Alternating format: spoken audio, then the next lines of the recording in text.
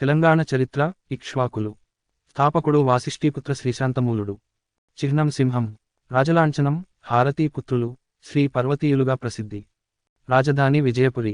రాజభాష ప్రాకృతం. మతం వైష్ణవం, బౌద్ధమతం. శాసనాలు నాగార్జునకొండ, అమరావతి. శిల్పకళ ఆకుపచ్చని రాతిపై శిల్పాలు, మందాత శిల్పం, జగ్గయ్యపేట. గొప్పవాడు వీరపురుష దత్తుడు, చివరివాడు రుద్రపురుష దత్తుడు. ఇక్ష్వాకుల చరిత్రకు ఆధారాలు. 1. శాసనాధారాలు. మత్స్యపురాణం ప్రకారం 7 ఇక్ష్వాకు రాజులు 100 సంవత్సరాలు పరిపాలించారు. జగ్గయ్యపేట. నాగార్జునకొండ శాసనాల ప్రకారం 4 ఇక్ష్వాకు రాజులు మాత్రమే పాలించారు.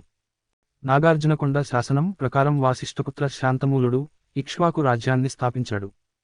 శాతవాహనులకు సామంతులుగా ఇక్ష్వాకులు ఉన్నారని వీరపురుషదత్తుని యొక్క అల్లూరి శాసనం పేర్కొంటుంది. ఇక్ష్వాకు వంశ చివరి రాజు రుద్రపురుషదత్తుని పల్లవ వంశస్థాపకుడు సింహవర్మ ఓడించాడు అని మంచికల్లు శాసనం పేర్కొంటుంది.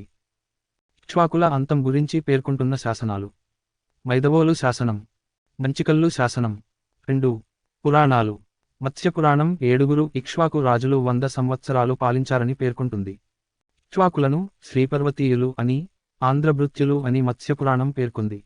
ఇక్ష్వాకు రాకుమారులు దక్షిణ ప్రాంతానికి వచ్చి రాజ్యాలు స్థాపించారని విష్ణుపురాణం పేర్కొంటుంది. 3. సాహిత్య ఆధారాలు. ధర్మామృతం, జైనకావ్యం, కన్నడ గ్రంథం. దీనిని న్యాయసేనుడు 11వ శతాబ్దంలో రచించాడు. 5. వంశం.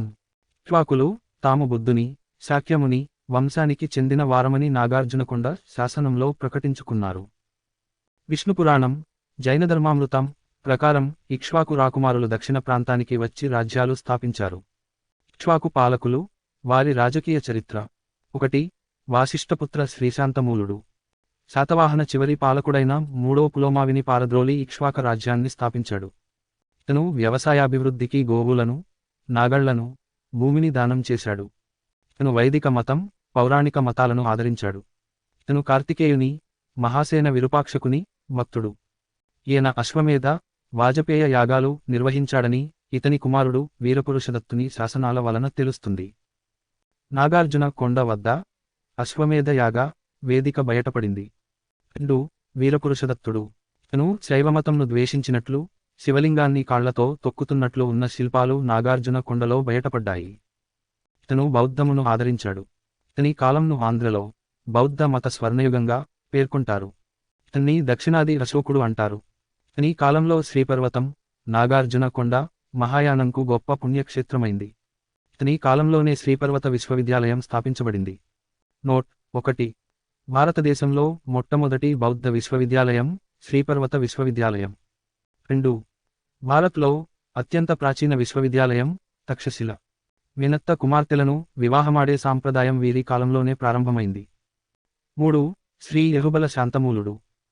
శాంతమూలుడి సోదరి కొండ నాగార్జున కొండపై బౌద్ధ విహారాన్ని నిర్మించింది. ఇతని కాలం నుండే సంస్కృతంలో శాసనాలు రాసే సంప్రదాయం ప్రారంభమైంది. నాగార్జునకొండ వద్ద సంస్కృత శాసనం వేయించాడు. దక్షిణ భారత్లో తొలి సంస్కృత శాసనం. ఇతని కాలం నాటి ప్రాకృత శాసనం, గుమ్మడి గుర్రు శాసనం. దక్షిణ భారత్లో హిందూ దేవాలయాలు నిర్మించిన మొట్టమొదటి రాజు. నాగార్జున కొండలో ఇతని కాలంలో నిర్మించిన దేవాలయాలు.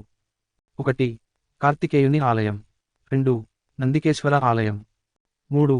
నవగ్రహ ఆలయం. 4. హరీతి దేవాలయం. హరీతి దేవాలయంలోని సప్తమాతృకల వద్ద ఆ కాలం నాటి స్త్రీలు సంతానం కోసం గాజులను సమర్పించేవారు. ఇతని సేనాపతి ఎలిసిరి నాగార్జున కొండ వద్ద కుమారస్వామి దేవాలయం నిర్మించాడు. యాస్టరిస్క్. అపిలరాజు శకసేనుని సేనాని శివసేనుడు నాగార్జున కొండ వద్ద అష్టభుజ నారాయణ స్వామి దేవాలయం నిర్మించాడు. ఆంధ్రదేశంలో నిర్మించిన తొలి వైష్ణవాలయం. 4. రుద్ర పురుషదత్తుడు. ఇక్ష్వాకుల వంశంలో చివరివాడు. ఇతను పుష్పభద్ర స్వామి ఆలయంను నిర్మించాడు. మంచికల్లు శాసనం ప్రకారం పల్లవ వంశస్థాపకుడైన సింహవర్మచే ఇతను ఓడించబడ్డాడు. ఇక్ష్వాకుల అంతం గురించి పేర్కొన్న శాసనాలు. మైదవోలు శాసనం, శివస్కందవర్మ, మంచుకల్లు శాసనం, సింహవర్మ. తెలంగాణ చరిత్ర. శాతవాహనులు. మూలపురుషుడు శాతవాహనుడు. స్థాపకుడు రాజధాని సిముకుడు. రాజభాష. 1. ధాన్యకటకం. 2. పైఠాన్ ప్రతిష్టానపురం. రాజలాంఛనం సూర్యుడు. మతం జైనం, హైందవం. అధికార భాష ప్రాకృతం. సటావహానస్, అన్స్క్రిప్షన్స్, శాతవాహనులు, శాసనాలు. నానాఘాట్ శాసనం నాగానిక, మొదటి శాతకర్ణి గురించి.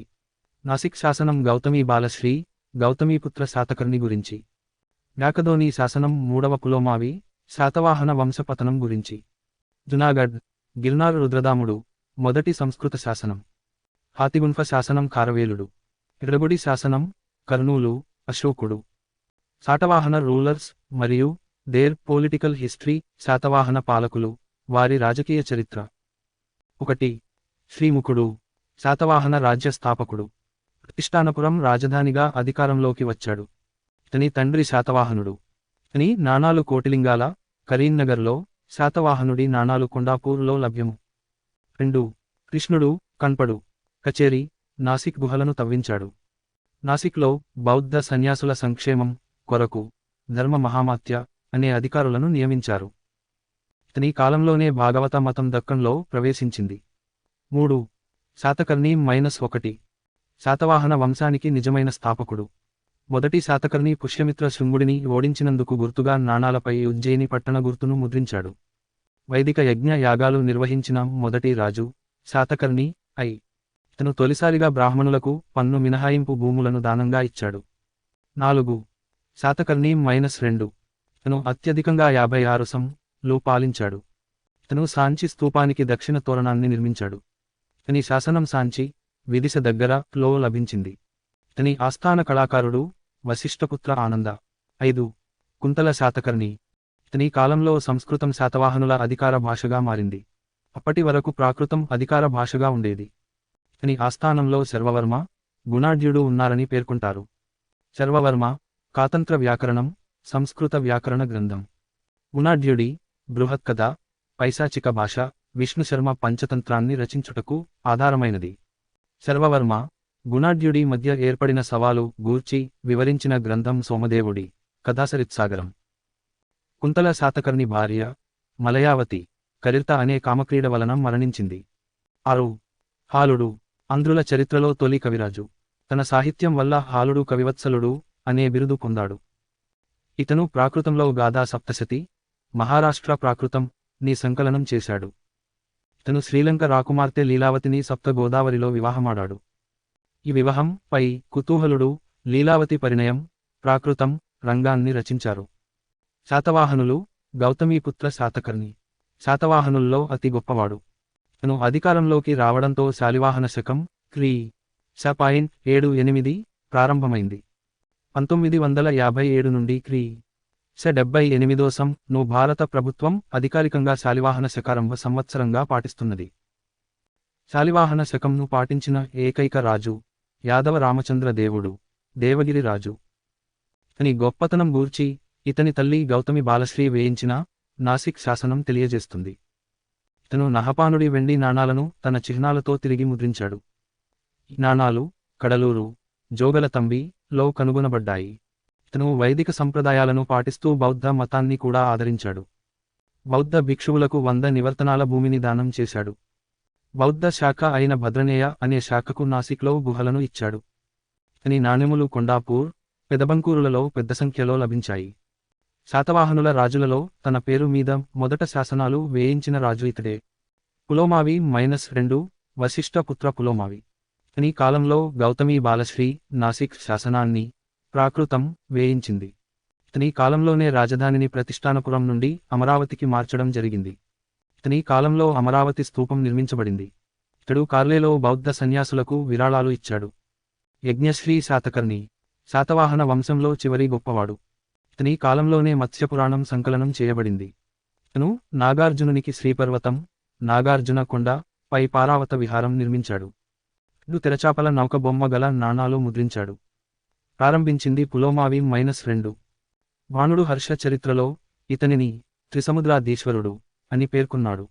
యజ్ఞశ్రీ శాతకర్ణి చినగంజాం, ప్రకాశం శాసనాన్ని వేయించాడు. యాస్టరిస్క్. ఆచార్య నాగార్జునుడు యజ్ఞశ్రీని ఉద్దేశిస్తూ సుహృల్లేఖ ను రచించాడు. 3వ పులోమావి శాతవాహనుల యొక్క చివరి పాలకుడు. ఇతని సేనాపతి అయిన శ్రీశాంత మూలుడు తిరుగుబాటు చేయడంతో రాజ్యాన్ని వదిలి బళ్ళారి పారిపోయి అక్కడ నుండి కొంతకాలం పాలించాడు.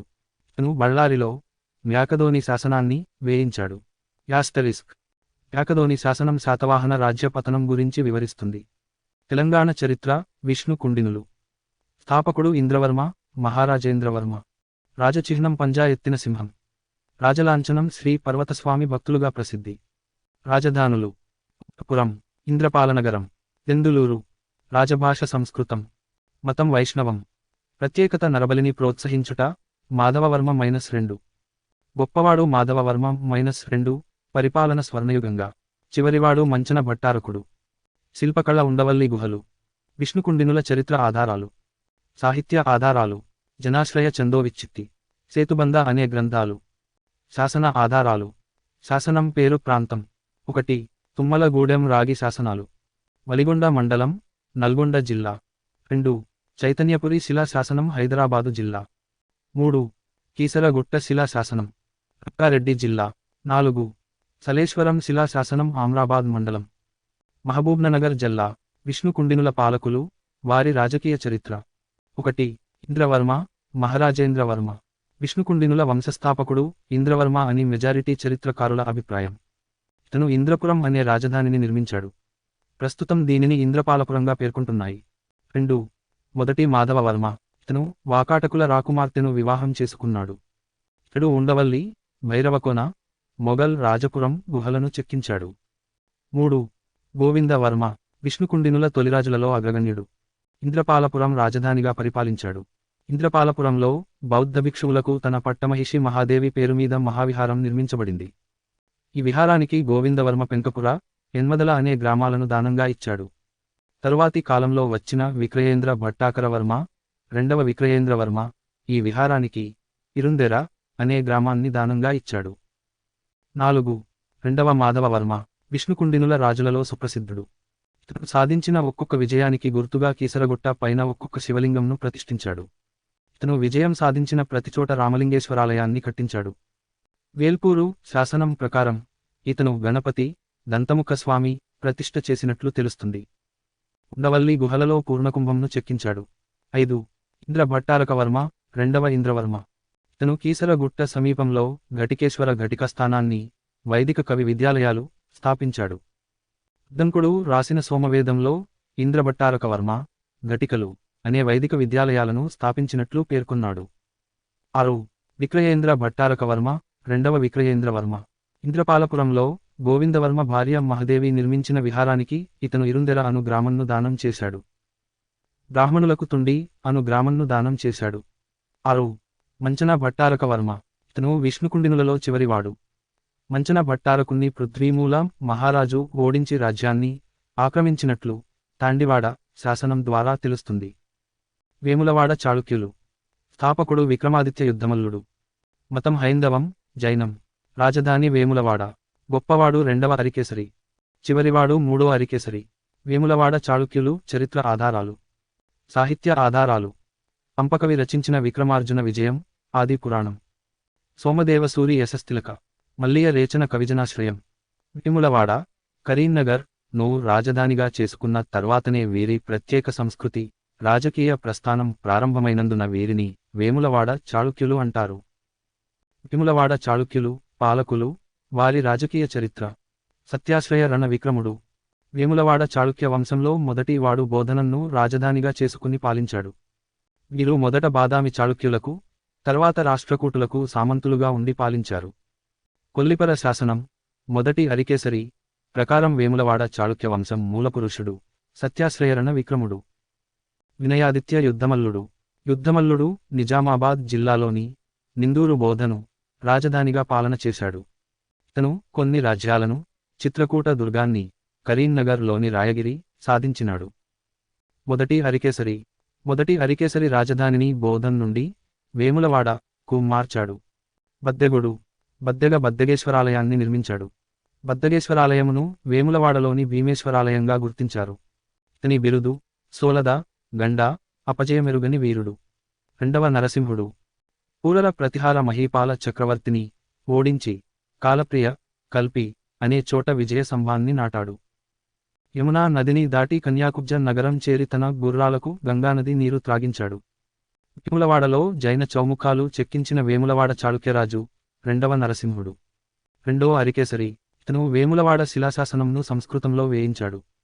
ఇతడు తన పేరుతో బోధన్లో అరికేసరి జీనాలయంను నిర్మించాడు.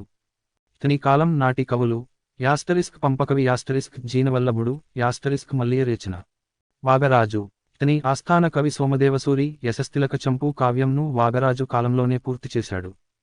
భద్రదేవుడు రెండవ బద్దెగుడు కరీంనగర్ జిల్లాలోని గంగాధర పట్టణం రాజధానిగా చేసుకుని పరిపాలన సాగించాడు. వేములవాడలో సుభదామ జినాలయం ను నిర్మించాడు. మూడో అరికేసరి వేములవాడ చాళుక్యులలో చివరివాడు. నీటి వసతి సరిగాలేక రాజధానిని తిరిగి గంగాధర నుండి వేములవాడకు మార్చాడు. ఇక్కడి పెద్దవాగు నీటి వసతిని తీరుస్తుంది. రెండవ తైలపుడు రాష్ట్రకూట రాజ్యాన్ని కూల్చి కళ్యాణి చాళుక్య రాజ్యస్థాపనతో ఈ వేములవాడ చాళుక్య రాజ్యం కూడా అంతరించింది. పర్బనీ శాసనం ప్రకారం ఇతడు సుభదామ జినాలయానికి మరమ్మత్తులు చేయడానికి రేపాక గ్రామాన్ని సోమదేవసూరికి దానం చేశాడు. మతం పరిస్థితులు వైష్ణవ శైవశక్తి మతాలు. రెండవ అరికేసరి తంత్రపాలుడు అయిన పెద్దన వేములవాడలో ఆదిత్యాలయాన్ని కట్టించాడు. వేములవాడ శాసనం రెండో అరికేసరి పేర్కొన్న వేములవాడలోని ప్రధానాలయాలు 4. 1. రాజేశ్వరాలయం. ఇది రాజాదిత్య బిరదాంకితుడైన మొదటి నరసింహుని పేరుతో నిర్మించిన ఆలయం. దీని స్థానాధిపతి మల్లికార్జునుడు. 2. బద్దెగేశ్వరాలయం. ఇది వేములవాడ రాజైన బద్దెగుని పేరుతో నిర్మించిన ఆలయం. ఈ ఆలయ స్థానాధిపతి విద్యారాశి. 3. ఆదిత్య గృహం. ఇది వేములవాడలోని ప్రధాన ఆదిత్య ఆలయం. ఈ గృహ స్థానాధిపతి వ్యక్తిలింగి. 4. నగరేశ్వరాలయం. ఈ ఆలయ స్థానాధిపతి వ్యాఖ్యాన భట్టాకరుడు. వేములవాడ చాళుక్యులు బోధలో 100 స్తంభాల ఇంద్రనారాయణ ఆలయంను నిర్మించారు. ఈ 100 స్తంభాల గుడిని ఔరంగజేబు కాలంలో దేవల్ మసీద్ గా మార్చారు. జైనాలయాలు, హిందూ దేవాలయాలు అనుబంధంగా ఉండే మఠాలలో అనేక విద్యలు బోధించబడేవి. కొల్లిపర శాసనం ప్రకారం మొదటి అరికేసరి ముగ్ధశివాచార్యునికి బల్మోగా అనే గ్రామాన్ని దానమిచ్చాడు. జైనం. వేములవాడ చాళుక్య రాజులు జైనమతాన్ని ఆదరించారు. ప్రముఖ జైన కవులు అయిన పంపకవి జీనవల్లభుడు సోమదేవసూరిలను ఆదరించారు. జినవల్లభుడు ధర్మపురిలో జీనాలయాన్ని నిర్మించాడు. రెండవ బద్దెగుడు భద్రదేవుడు తన గురువైన సోమదేవుని కోసం సుభదామ జినాలయమును నిర్మించారు. ఈ జైన ఆలయ బసది కోసం మూడవ అరికేసరి రేపాక అనే గ్రామాన్ని దానంగా ఇచ్చాడు. పర్బనీ శాసనం ప్రకారం ఈ రేపాక గ్రామంలోనే రెండవ బద్దెగుడు జైన ఆలయంను కట్టించాడు. వేములవాడ చాళుక్యులు సాహిత్య సేవ. వేములవాడ చాళుక్య రాజులు తెలుగు, కన్నడ భాషల సాహిత్యాన్ని ప్రోత్సహించారు. పద్మకవి తెలుగులో జినేంద్ర పురాణం. మల్లియరేచన కవి జనాశ్రయం తొలి తెలుగు లక్షణ గ్రంథం. పంపకవి కన్నడ కవిత్రయంలో మొదటివాడు, ఆదికవి. రెండో అరికేసరి ఆస్థానకవి. ఇతని బిరుదులు ఆదికవి, కవితా గుణార్ణవుడు. రచనలు విక్రమార్జున విజయం. ఇందులో రెండో అరికేసరిని కావ్యనాయకుడిగా అర్జునుడిగా చిత్రీకరిస్తూ కావ్యరచన చేశాడు. ఆదిపురాణం వృషభనాథుని జీవిత చరిత్ర. జినేంద్ర కళ్యాణాభ్యుదయం. రెండో అరికేసరి ఆస్థానంలో ఉండి మహాభారతంను కన్నడ భాషలోకి అనువదించాడు. రెండో అరికేసరి పంపకవికి కరీంనగర్ జిల్లాలోని ధర్మపురిని అగ్రహారంగా దానం చేశాడు. పంపకవి సమాధి బోధన్ కోటగోడపై కలదు. సోమదేవసూరి రచనలు కథాసరిత్సాగరం, మహేంద్రమాలతి, యశస్తిలకం, యుక్తి చింతామణి, సన్నావతి ప్రకరణ, గీతికావ్యామృత, సంజిల్వ, సైదో వాదోపనిషద్ పద్యగ్రంథం. మూడో అరికేసరి కుంటువృత్తి, వనికాటువులు అనే గ్రామాలను సోమదేవసూరికి దానం చేశాడు. వేములవాడ భీమకవి రచనలు రాఘవ పాండవీయం, శతకందర రామాయణం. జినవల్లభుడు పంపకవి తమ్ముడు. ఇతను రుర్క్యాలగుట్ట కరీంనగర్ వద్ద చక్రేశ్వరీ తీర్థం అనే జైన ఆలయాన్ని కట్టించాడు. రుర్క్యాల శాసనం ప్రకారం జీనవల్లభుడు వృషభాద్రిపై జైన ఆలయాన్ని కట్టించాడు. కుర్క్యాలలోని బొమ్మలవర్మ గుట్టపై ఇతను వేయించిన శిలా శాసనంలో తొలి తెలుగు పద్యం కనిపించింది. వేములవాడ చాళుక్యుల శాసనాలు. 1. కుర్క్యాల శాసనం, బొమ్మలగుట్ట శాసనం. జినవల్లభుడు రెండవ అరికేసరి క్రీ. స 946 తొలికంద పద్య శాసనం. ఇందులో 3 కంద పద్యాలున్నాయి. పంపకవికి ధర్మపురి అగ్రహారం ఇచ్చినట్లు తెలుస్తున్నది. జినవల్లభుడు జైన పండితులను ఆదరించినట్లు తెలియచున్నది. 2.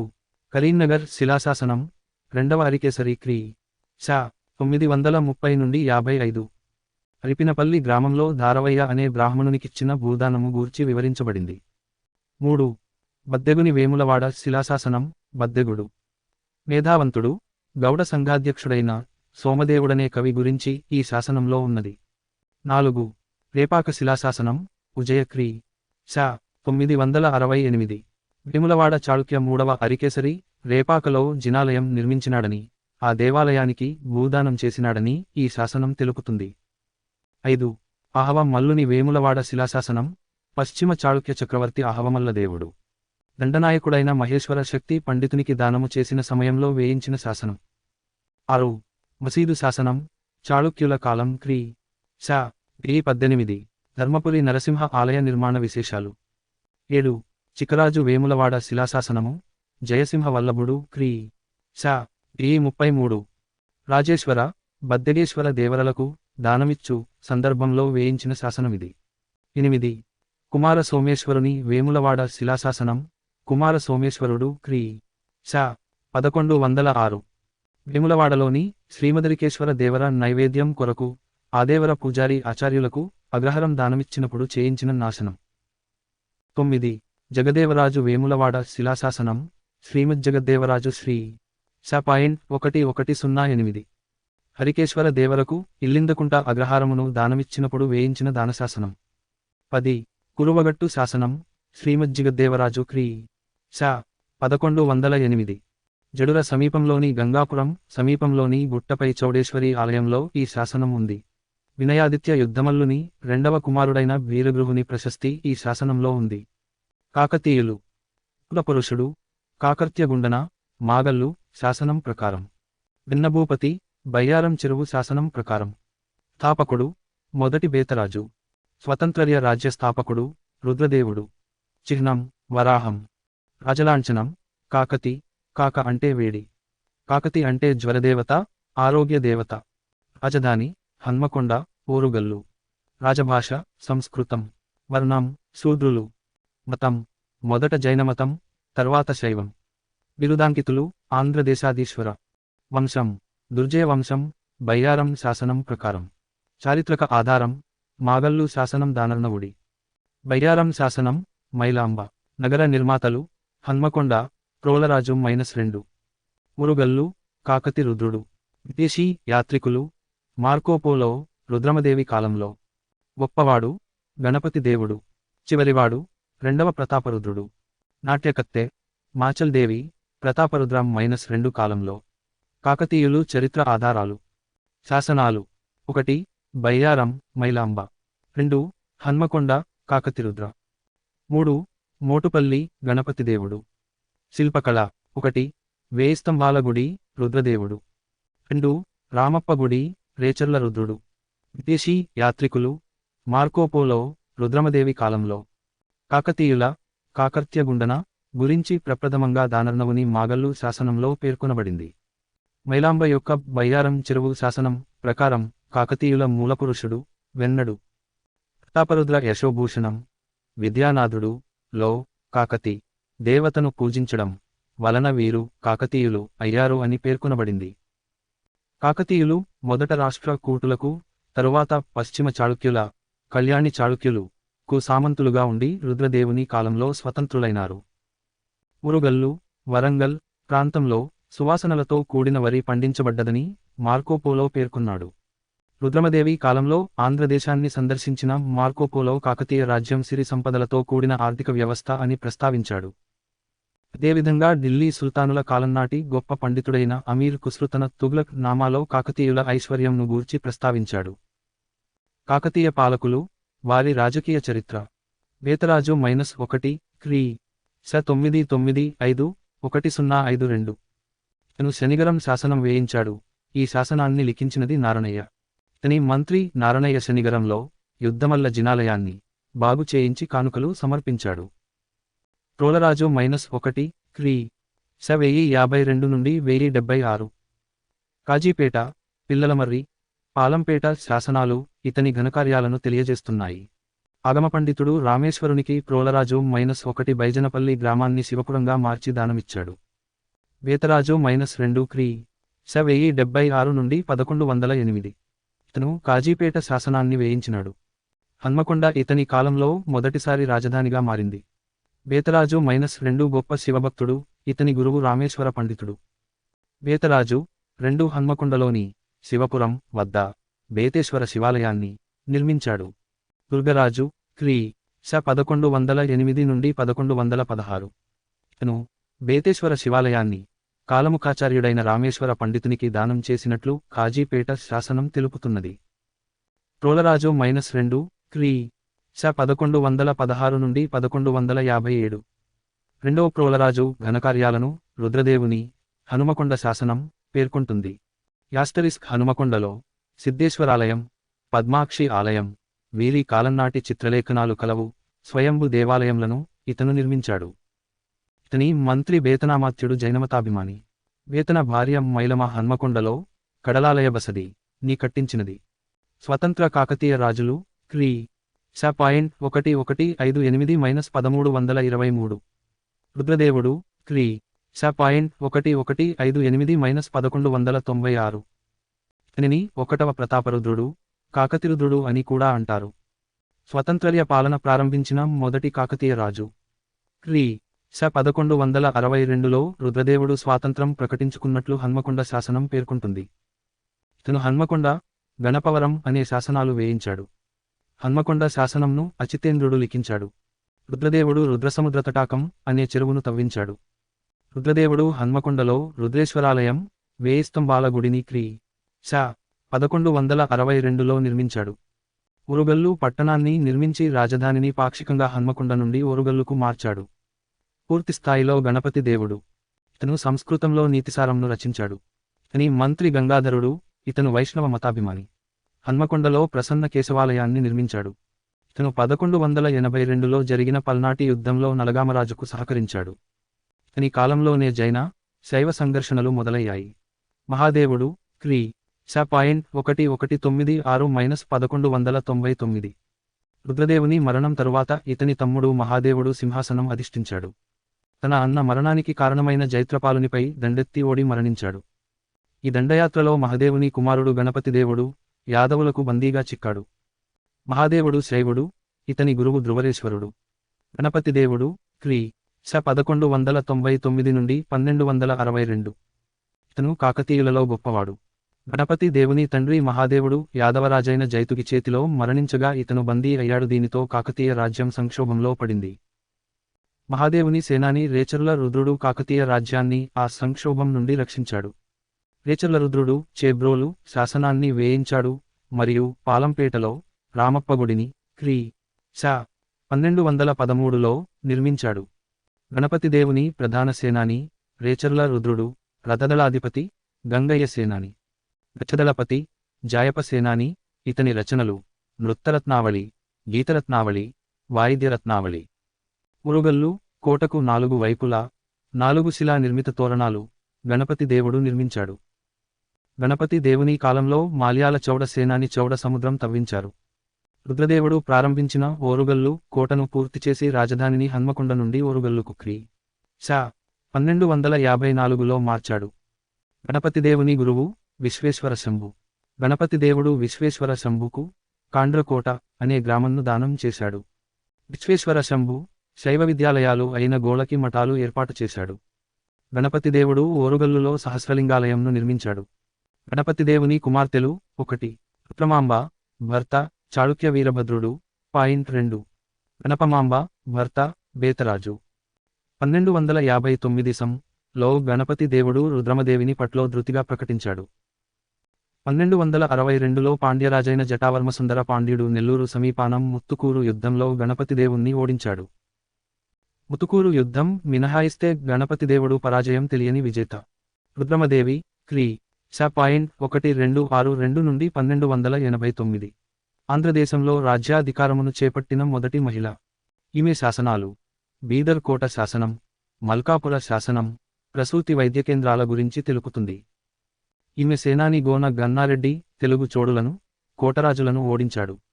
గణపతి దేవుడు పూర్తి చేసిన ఓరుగల్లు కోట చుట్టూ కందకంను, బురుజులను, కోట లోపల మెట్లను రుద్రమదేవి నిర్మించింది.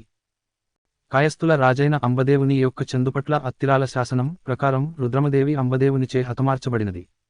ఈమె కాలంలో ఇటలీ, వెనిస్ యాత్రికుడు మార్కోపోలో కాకతీయ రాజ్యాన్ని దర్శించాడు. రెండవ ప్రతాపరుద్రుడు 1289 నుండి 1323. ఇతను రుద్రమదేవి మనుమడు. ప్రతాపరుద్ర చరిత్ర ప్రకారం ఇతని కాలంలో 77 బురుజులకు 77 మంది నాయకులు ఉండేవారు. ఇతని కాలంలో మాచల్ దేవి అనే కళాకారిణి ఉండేది. మాచల్ దేవి ప్రముఖ పేరిణి నృత్యకారిణి. ఇతని కాలంలో ఆంధ్రదేశంపై ముస్లింల దండయాత్ర అధికమైంది. ముస్లింల దండయాత్ర గురించి రెడ్డిరాణి అనతల్లి తన కలువచేరు శాసనంలో పేర్కొన్నది.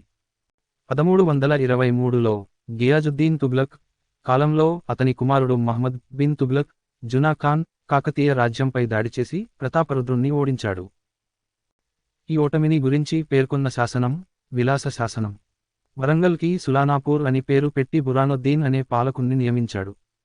ప్రతాపరుద్రుడు నర్మదా నది సోమోద్భవ లోకి దూకి ఆత్మహత్య చేసుకున్నాడని ప్రోలయ నాయకుని విలాస శాసనం పేర్కొంటుంది. దీనితో కాకతీయ సామ్రాజ్యం అంతరించిపోయింది. రేచర్ల పద్మ నాయకులు. మూలపురుషుడు చెవిరెడ్డి వేతాళరెడ్డి. రాజ్యస్థాపకుడు మొదటి సింగమనాయకుడు. రాజచిహ్నం 1 భైరవుడి శిల్పం. రాజధానులు ఆమనగల్లు, రాచకొండ, దేవరకొండ. బిరుదాంకితులు పంచపాండ్యదళ విభాళ. గొప్పవారు అనవోత నాయకుడు రాజ్య విస్తరణలో. సర్వజ్ఞ సింగభూపాలుడు సాహిత్యంలో. చివరివాడు మూడో సింగమనాయకుడు. రిచర్ల పద్మనాయకులనే వెలమ నాయకులని కూడా వ్యవహరిస్తారు. తెలంగాణలో రాచకొండ, దేవరకొండలు రాజధానులుగా 2 శాఖలుగా వీరు పరిపాలించారు. రేచర్ల పద్మనాయకుల చరిత్రకు ప్రధాన ఆధారం వెలుగోటి వంశావళి. వెలుగోటి వంశావళి ప్రకారం వీరి మూలపురుషుడు బేతాళరెడ్డి చెవిరెడ్డి. గణపతి దేవుని కాలంలో ప్రసాదిత్యానాయకుడు, రుద్రనాయకుడు అనే వెలమలు సేనాపతులుగా పనిచేశారు. కాకతీయ సింహాసనంపై రుద్రమదేవిని అధిష్ఠింపజేసింది ప్రసాదిత్య నాయకుడు. వీరు సుమారు 150 సంలు పాలించారు. రేచర్ల పద్మ నాయకులు, వారి రాజకీయ చరిత్ర. మొదటి సింగమ నాయకుడు బాధ వేస్తోంది క్రీ. శ.13226-1361. ఇతను వెలమరాజ్య స్థాపకుడు. ఇతని రాజధాని ఆమనగల్లు. మొదటి అనవోత నాయకుడు క్రీ. శ.1361-1384. రాచకొండ రాజ్యాన్ని నిర్మించి రాజధానిని ఆమనగల్లు నుంచి రాచకొండకు మార్చాడు. రాచకొండ శాసనం ప్రకారం ఇతను రాచకొండలో తవ్వించిన చెరువులు అనవోతు సముద్ర, రాయసముద్రం. ఇతను త్రవ్వించిన ఇతర బావులు సంకెళ్ళ బావి, కొలువుకూటం బావి. రాజ్యాన్ని 2గా విభజించి తమ్ముడైన మాధవ నాయకుణ్ణి దేవరకొండ ప్రభువుగా నియమించు. అప్పటి నుండి రాచకొండను అనవోత నాయకుని వారసులు, దేవరకొండను మాధానాయకుని వారసులు పాలించారు. రెండవ సింగమ నాయకుడు సింగభూపాలుడు క్రీ. శ.1384-1399. ఇతను కవి, పండిత పోషకుడు. ఇతని రచనలు 1 రసవర్ణ సుధాకరం అలంకార శాస్త్ర గ్రంథం. సామాన్యులకు, వేశ్యలు కూడా కావ్య ప్రబంధాలలో స్థానం కల్పించవచ్చు అని వాదించాడు. 2 సంగీత సుధాకరం సంగీత శాస్త్ర గ్రంథం. ఈ గ్రంథం సారంగదేవుడు రచించిన సంగీత రత్నాకరంపై రాసిన వ్యాఖ్యానం. 3 కువలయావళి అనే పేరుతో రత్నపాంచాలిక అనే నాటకంను రచించాడు. ఉత్సవాల సమయంలో ఈ నాటకంను ప్రదర్శించేవారు. ఇతని ఆస్థానంను శ్రీనాథుడు సందర్శించాడు. ఇతని ఆస్థాన కవులు విశ్వేశ్వరుడు చమత్కార చంద్రిక అలంకార శాస్త్రం. బొమ్మకంటి అప్పయార్యుడు అమరకోశ గ్రంథానికి వాక్యంను రచించాడు. శాకల్య మల్లభట్టు నిరోష్ట రామాయణం, ఉదార రాఘవం, కావ్యం, అవ్యయ సంగ్రహం, నిఘంటువు. శాకల్య మల్లభట్టు వేదాంత దేశకుని యొక్క కుమారుడు వరదాచార్యునితో వాగ్వాదంలో ఓడిపోయాడు. వేదాంత దేశికుడు తత్వ సందేశ, రహస్య సందేశ, సుభాషనీతి అనే గ్రంథాలను రచించాడు. శాకల్య అయ్యలార్యుడు భాస్కర రామాయణంను రచించాడు. సింగభూపాలుడు వైష్ణవాన్ని ఆదరించాడు. రావు మాదా నాయకుడు క్రీ. శ.1421-1430. ఇతను గొప్ప విద్వాంసుడు, వైష్ణవ మతాభిమాని. నాగారం చెరువు శాసనం ప్రకారం రామాయణానికి రాఘవీయం అనే వ్యాఖ్యానంను రాసి శ్రీరామచంద్రునికి అంకితం చేశాడు.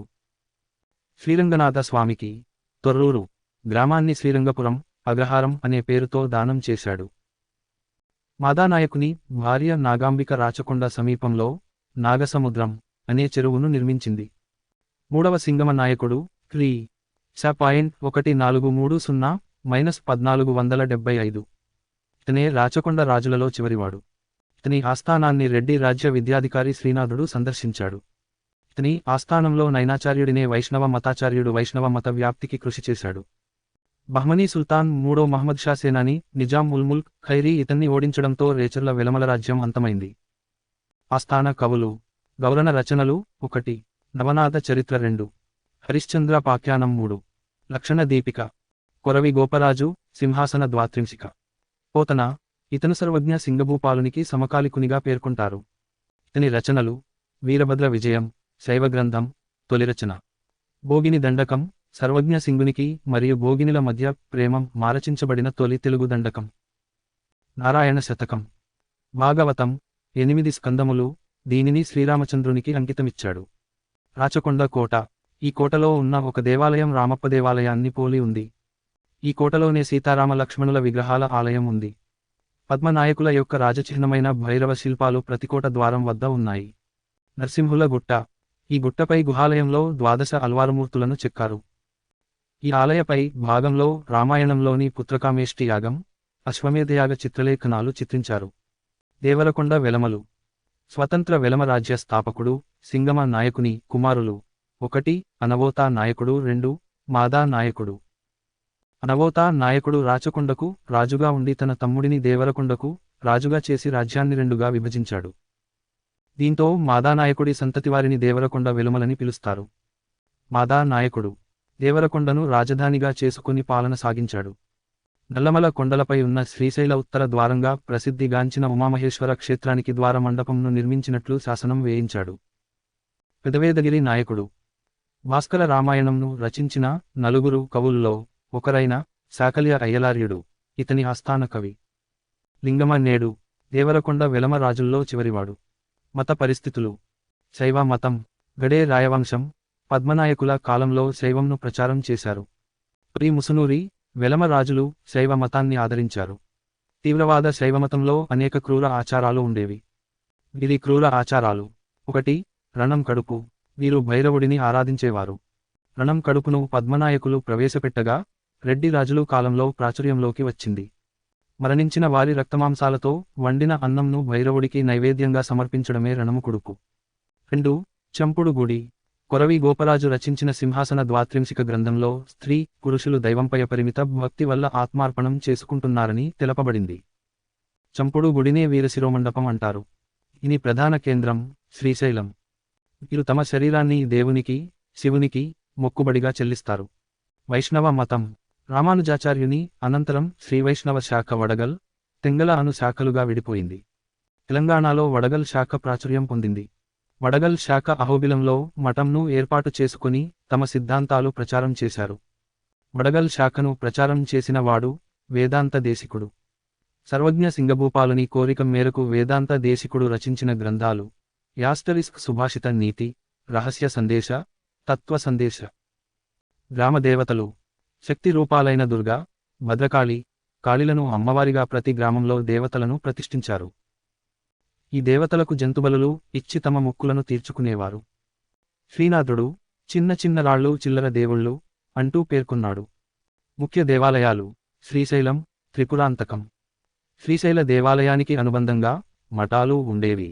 ఘంటామఠం, కలుమర్, విభూతి మఠం, భిక్షావృత్తి మఠం, గౌరన, శ్రీనాథుడులను ఆదరించింది.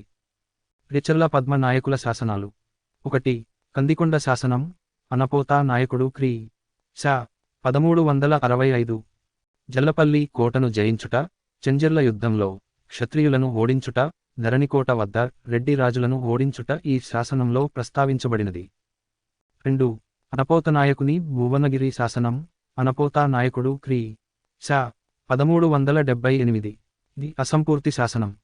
ముసునూరి కాపయనాయకుని ఓడించి భువనగిరి దురమును సాధించిన సందర్భముగా వేయించిన శాసనమిది. 3. దేవలమ్మ నాగారం శాసనం. రాణి నాగాంబిక క్రీ. శ. 1427. రిచర పదునాయకుల వంశావళి వర్ణించబడింది. విష్ణువు, శ్రీరాముని స్తుతి ఈ శాసనంలో ఉంది. 4. ధర్మపురి శాసనం. తిరుమలయ్య క్రీ. శ. 1753. ధర్మపురి నరసింహస్వామి భోగమంటపం పుష్కరిణికి ప్రాకారము నిర్మించిన సందర్భంగా వేసిన శాసనం. కుతుబ్ షాహీలు. క్రీ. శ. 1347లో గుల్బర్గా కేంద్రంగా అబ్దుల్ ముజాఫల్ అల్లావుద్దీన్ బహమన్ షా హసన్ గంగు బహమనీ రాజ్యాన్ని స్థాపించాడు. ఈ రాజ్యం క్రీ. .1500 ప్రాంతంలో అహ్మద్ నగర్, బీజాపూర్, బీరారు, బీదర్ అనే 4 స్వతంత్ర ముస్లిం రాజ్యాలుగా ఏర్పడకముందు, గోల్కొండ స్వతంత్ర రాజ్యంగా ఏర్పడకముందు బీదర్లో అంతర్భాగంగా ఉండేది. గోల్కొండ రాజధానిగా క్రీ. శ. 1518 నుండి 1687 మధ్య ముఖ్యంగా తెలంగాణ, తీరాంధ్ర ప్రాంతాలను పాలించిన వంశస్థులే కుతుబ్ షాహీలు. కుతుబ్ షాహీలు క్రీ. శ. 1512లో రాజ్యస్థాపన చేసినట్లు కొన్ని రచనల ద్వారా తెలుస్తున్నప్పటికీ దీనిపై స్పష్టత లేదు. కుతుబ్ షాహీలు, కారాకునీల్ అనే తురష్క తెగకు చెందినవారు. నోట్: కారాకునీల్ అనగా నల్లమేక, బ్లాక్ గోట్ అని అర్థం. కుతుబ్ షాహీ వంశస్థాపకుడు సుల్తాన్ కులీ. ఈ వంశంలో గొప్పవాడు మహ్మద్ కులీ కుతుబ్ షా, చివరివాడు అబుల్ హసన్ తానీషా. వీరి రాజ్యం క్రీ. శ. 1687లో ఔరంగజేబు దాడుల వల్ల పతనమైంది. క్రీ.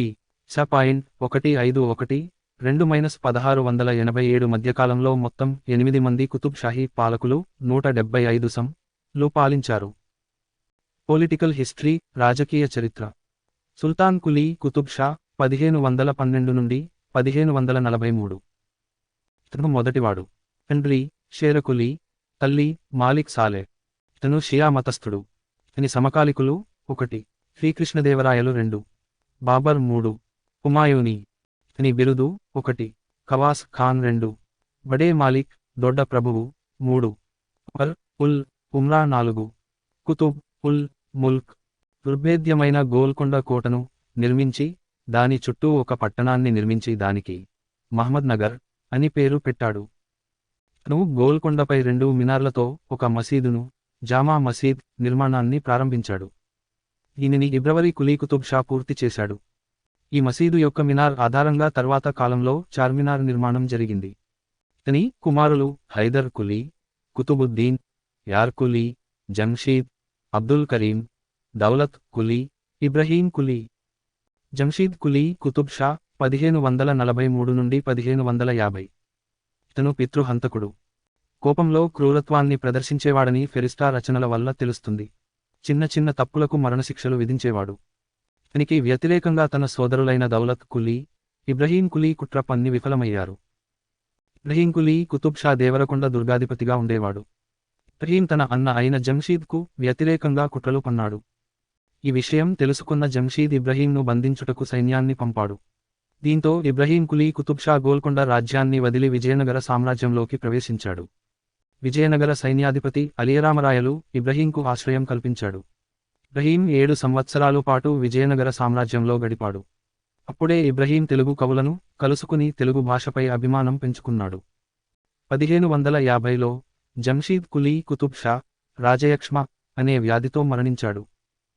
జంషీద్ కులీ కుతుబ్ షా భార్య జిల్ఖైస్ తన మైనర్ కుమారుడైన సుబాన్ ను పాలకుడిగా ప్రకటించింది. సుబాన్ కులీ కుతుబ్ షా 1550 నుండి 50. ఇతను జంషీద్ కుమారుడు. తండ్రి మరణించేనాటికి 2 ఏళ్ల వాడని ఫెరిస్టా రచనలు తెలుపుతుండగా ఇతర రచనలు అతని వయసును 7 సంవత్సరాలుగా తెలుపుతున్నాయి. సుబాన్ పిన్న వయస్కుడు కావడం వల్ల రాణి బిల్ఖిస్ జమాన్ కోరిక మేరకు సైషా ఖాన్ పాలనా బాధ్యత నిర్వహించాడు. ఇబ్రహీం జంషీద్ కుమారుడైన సుబాన్ కులీని హత్య చేయించి రాజ్యానికి వచ్చాడు. ఇబ్రహీం కులీ కుతుబ్ షా 1550 నుండి 1580. ఇతను సమర్థుడు, పరిపాలనాదక్షుడు. ఇబ్రహీం బిరుదులు 1 మల్కీబరాముడు 2, ఉర్దూ చాజర్ 3. షా. ఇతని పాలనలో ప్రజల ప్రాణాలకు, ఆస్తులకు రక్షణ ఉండేదని ఫెరిస్టా రచనల వల్ల తెలుస్తోంది. ఖాన్యాజం బిరుదాంకితుడైన ముస్తఫా ఖాన్ ఇబ్రహీంకు ఆప్తునిగా, పీష్వాగా వ్యవహరించాడు. అహ్మద్ నగర్ సుల్తాన్ హుసేన్ నిజాం షా తన కుమార్తె బీబీ జమాల్ను ఇబ్రహీంకు ఇచ్చి వివాహం జరిపించాడు. అహ్మద్ నగర్ పాలకుడైన హుసేన్ నిజాం షా, బీజాపూర్ పాలకుడైన అలీ ఆదిలా, బీదర్ పాలకుడైన అలీ బరీద్ షా, గోల్కొండ పాలకుడైన ఇబ్రహీం కుతుబ్ షాలు ఒక సైనిక సమాఖ్యగా ఏర్పడి క్రీ. శ. 1565లో తల్లికోట యుద్ధంలో విజయనగర పాలకులతో తలపడ్డారు. అహ్మద్ నగర్లో ఉన్న వైరం కారణంగా బీరార్ వీరితో చేరలేదు. తల్లికోట యుద్ధంలోనే హుసేన్ నిజాం షా చేతిలో రామరాయలు మరణించినట్లు తెలుస్తోంది. ఇబ్రహీం కాలంలో గోల్కొండను భాగీరథి నగరమని పిలిచేవారు. ఇబ్రహీం కుతుబ్ షా పరమత సహనం గల వ్యక్తి, కవి పండిత పోషకుడు. ఆంధ్ర కవులను ఆదరాభిమానంతో పోషించినందువల్ల మల్కీబరాముడుగా పేరుగాంచాడు. ఇతని ఆస్థాన కవులు పొన్నెగంటి తెలగనార్యుడు, అద్దంకి గంగాధరుడు, కందుకూరి రుద్రకవి. ఇతని కాలం నాటి కట్టడాలు: హుస్సేన్ సాగర్, ఇబ్రహీంపట్నం చెరువు, గోల్కొండ దుర్గం చుట్టూ ప్రహరీ గోడ, పూల్ బాగ్ తోట, ఇబ్రహీంబాగ్, మూసీపై పురాణా పూల్, ఇది మూసీపై మొదటి వంతెన, లంగర్లు, భిక్షాగృహాలు. ఇబ్రహీం కులీ కుతుబ్ షా ఆషిఖానా లో కవితా గోష్ఠిని నిర్వహించేవాడు. అందుకు ఇతని కాలంలో ఉర్దూ భాష అభివృద్ధి చెందింది. అందువల్లనే ఇతన్ని ఉర్దూ రాజర్, ఉర్దూ పితామహుడు అంటారు. ఇతని కాలంలో దక్కనీ ఉర్దూ, మాండలిక ఉర్దూ ప్రారంభమైంది. ఇబ్రహీం పరమత సహనం కలవాడని తెలుస్తున్న అహోబిల దేవాలయంపై దాడి చేసి ధనరాశులను దోచుకోవడం ఇతని పరమత సహనానికి మచ్చగా చెప్పవచ్చు. గోల్కొండ సేనాని నరహరిరావు ఆధ్వర్యంలో కుతుబ్ షాహీ వంశస్థుల్లో మొట్టమొదట షా బిరుదు వహించింది ఇబ్రహీం. ఇబ్రహీంకు అబ్దుల్ ఖాదర్, హుస్సేన్, మహ్మద్ కులీ కుతుబ్ షా, అబ్దుల్ ఫతా, ఖుదాబందా మీర్జా, మహ్మద్ అమీన్ అనే 6 కుమారులు ఉన్నారు. ఏకైక కుమార్తె చాంద్ సుల్తానా, ఈమె బీజాపూర్ పాలకుడు రెండో ఇబ్రహీం ఆదిల్ షా భార్య. ఇబ్రహీం కులీ కుతుబ్ షా అల్లుడు, నిఫ్యూ హుస్సేన్ షా, హుస్సేన్ నిజాం షా హుస్సేన్ సాగర్ను తవ్వించాడు. మహ్మద్ కులీ కుతుబ్ షా 1580 నుండి 1612. కుతుబ్ షాహీ పాలకుల్లో గొప్పవాడు. ఇతని కాలమును గోల్కొండ చరిత్రలో స్వర్ణయుగంగా పిలుస్తారు. గోల్కొండ రాజ్యంలోకి యూరప్ వర్తకుల ప్రవేశం ఇతని కాలంలోనే ప్రారంభమైంది. బ్రిటిష్ నౌక గ్లోబ్ క్రీ .1611లో మచిలీపట్నం చేరుకుంది. అదే ఏడాది వర్తక కేంద్రం ఏర్పాటుకు మచిలీపట్నంలో ఈస్టిండియా కంపెనీకి అనుమతించాడు. హైదరాబాద్ నిర్మాత ఇతడే. కులీ కుతుబ్ షా తన ప్రేయసి భాగ్యమతి పేరు మీద నిర్మించిన భాగ్యనగరమే నేటి హైదరాబాద్. ఇతని కాలపు నిర్మాణాలు: 1 చార్మినార్, 2 జామా మసీదు, 3 చందన్ మహల్, 4 చార్ కమాన్, 5 దారుల్ షిఫా ఆరోగ్య కేంద్రం, 6 దాద్ మహల్ న్యాయస్థానం.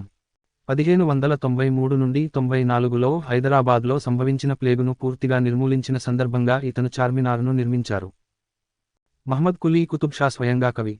దక్కనీ ఉర్దూలో ఎన్నో గేయాలను రచించారు. ఇతని కవిత్వాలు కులియత్ కూలీ అనే పుస్తకంలో సేకరించబడ్డాయి. మహ్మద్ కులీ కుతుబ్ షా కలం పేరు మాని. గొప్ప పండితుడు, తత్వవేత్త అయిన మీర్ మోమిన్ అస్రబాది ఇతని ఆస్థానంలో ఉండేవాడు.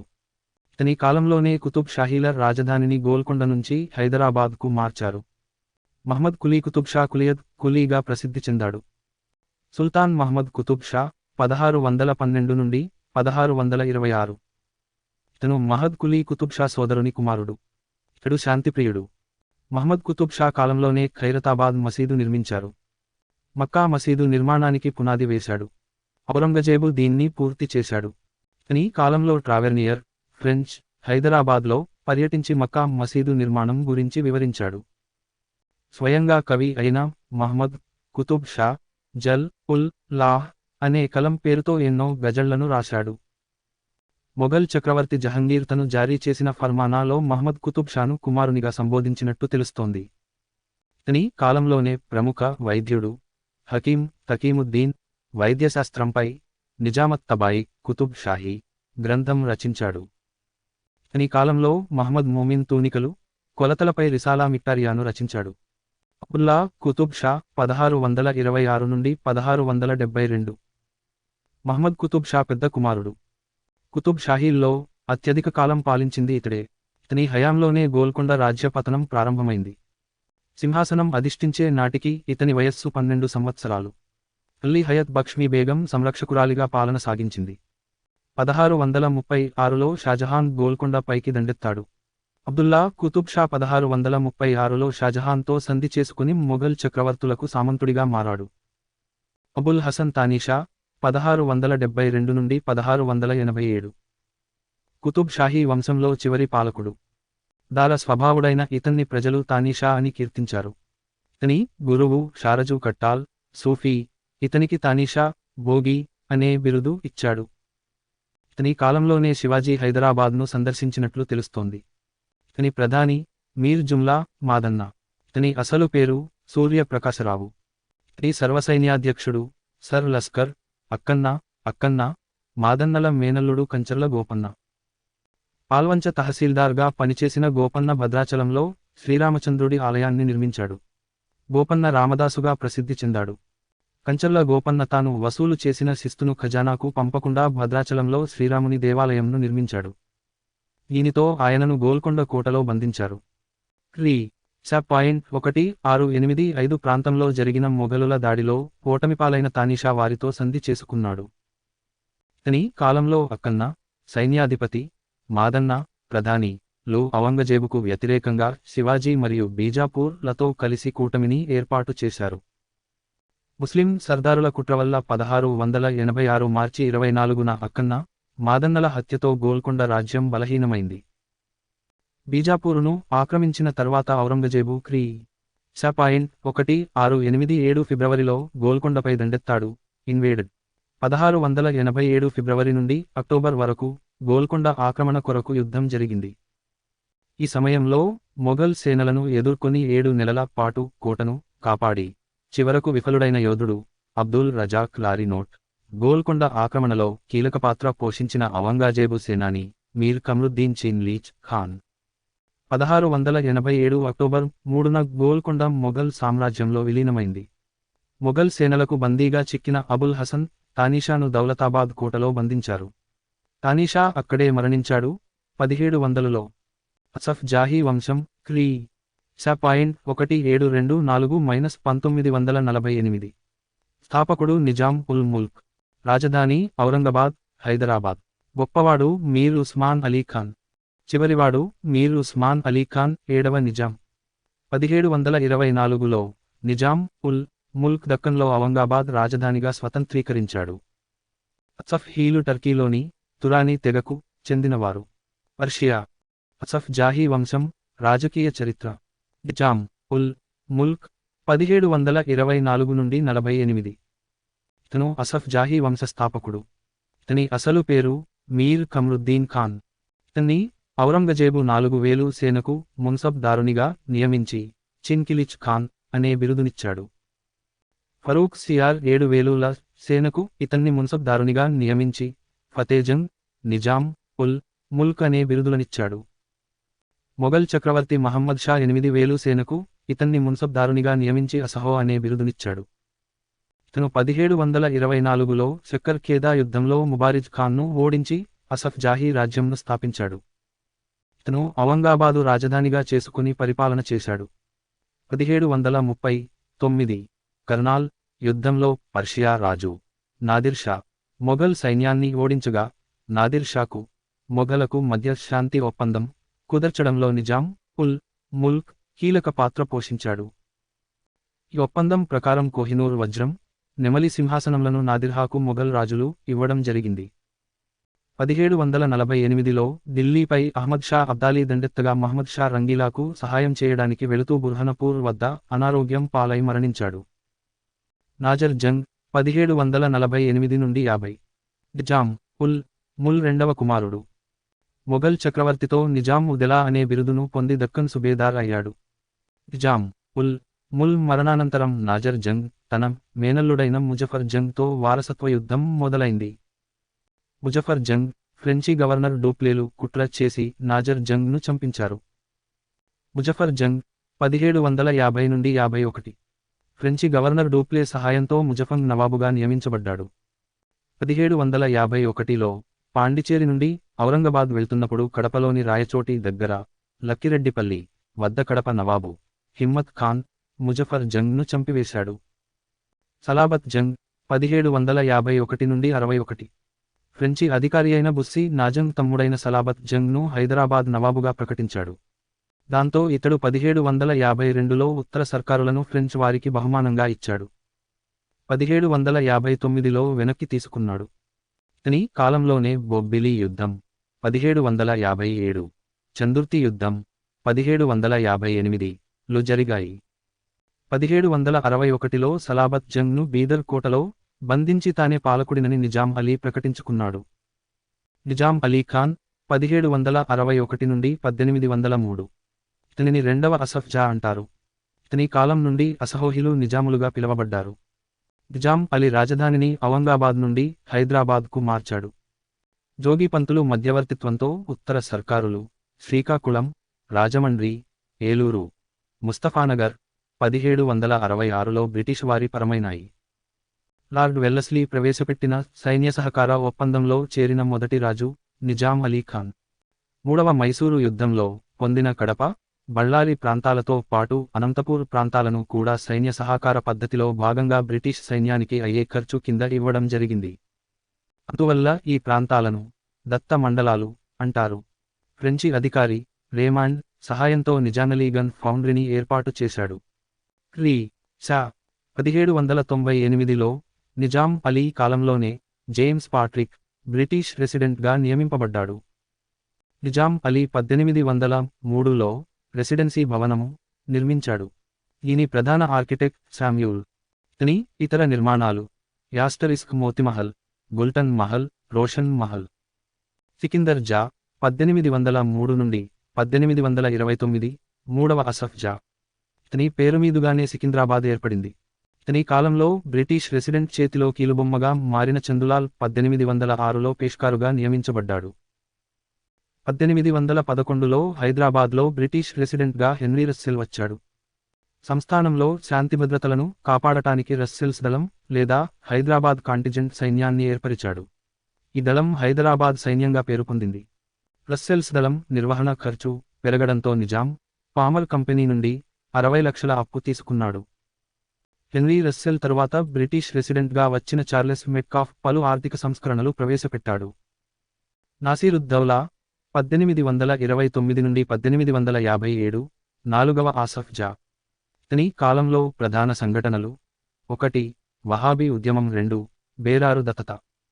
వహాబీ ఉద్యమం హైదరాబాద్లో దీనికి నాయకత్వం వహించినది నాసిరుద్దౌలా తమ్ముడు ముబారిజుద్దౌలా. ఆంగ్లేయులు ఇతనిని అరెస్టు చేసి గోల్కొండ కోటలో బంధించగా 1854లో అక్కడే మరణించాడు. ఈ ఉద్యమానికి కడప, కర్నూల్ నవాబుల నాయకుడు గులాం రసూల్ ఖాన్ మద్దతు పలికాడు. ఇతడు తిరుచునాపల్లి జైలుకు పంపబడ్డాడు. బేరార్ ఒప్పందం.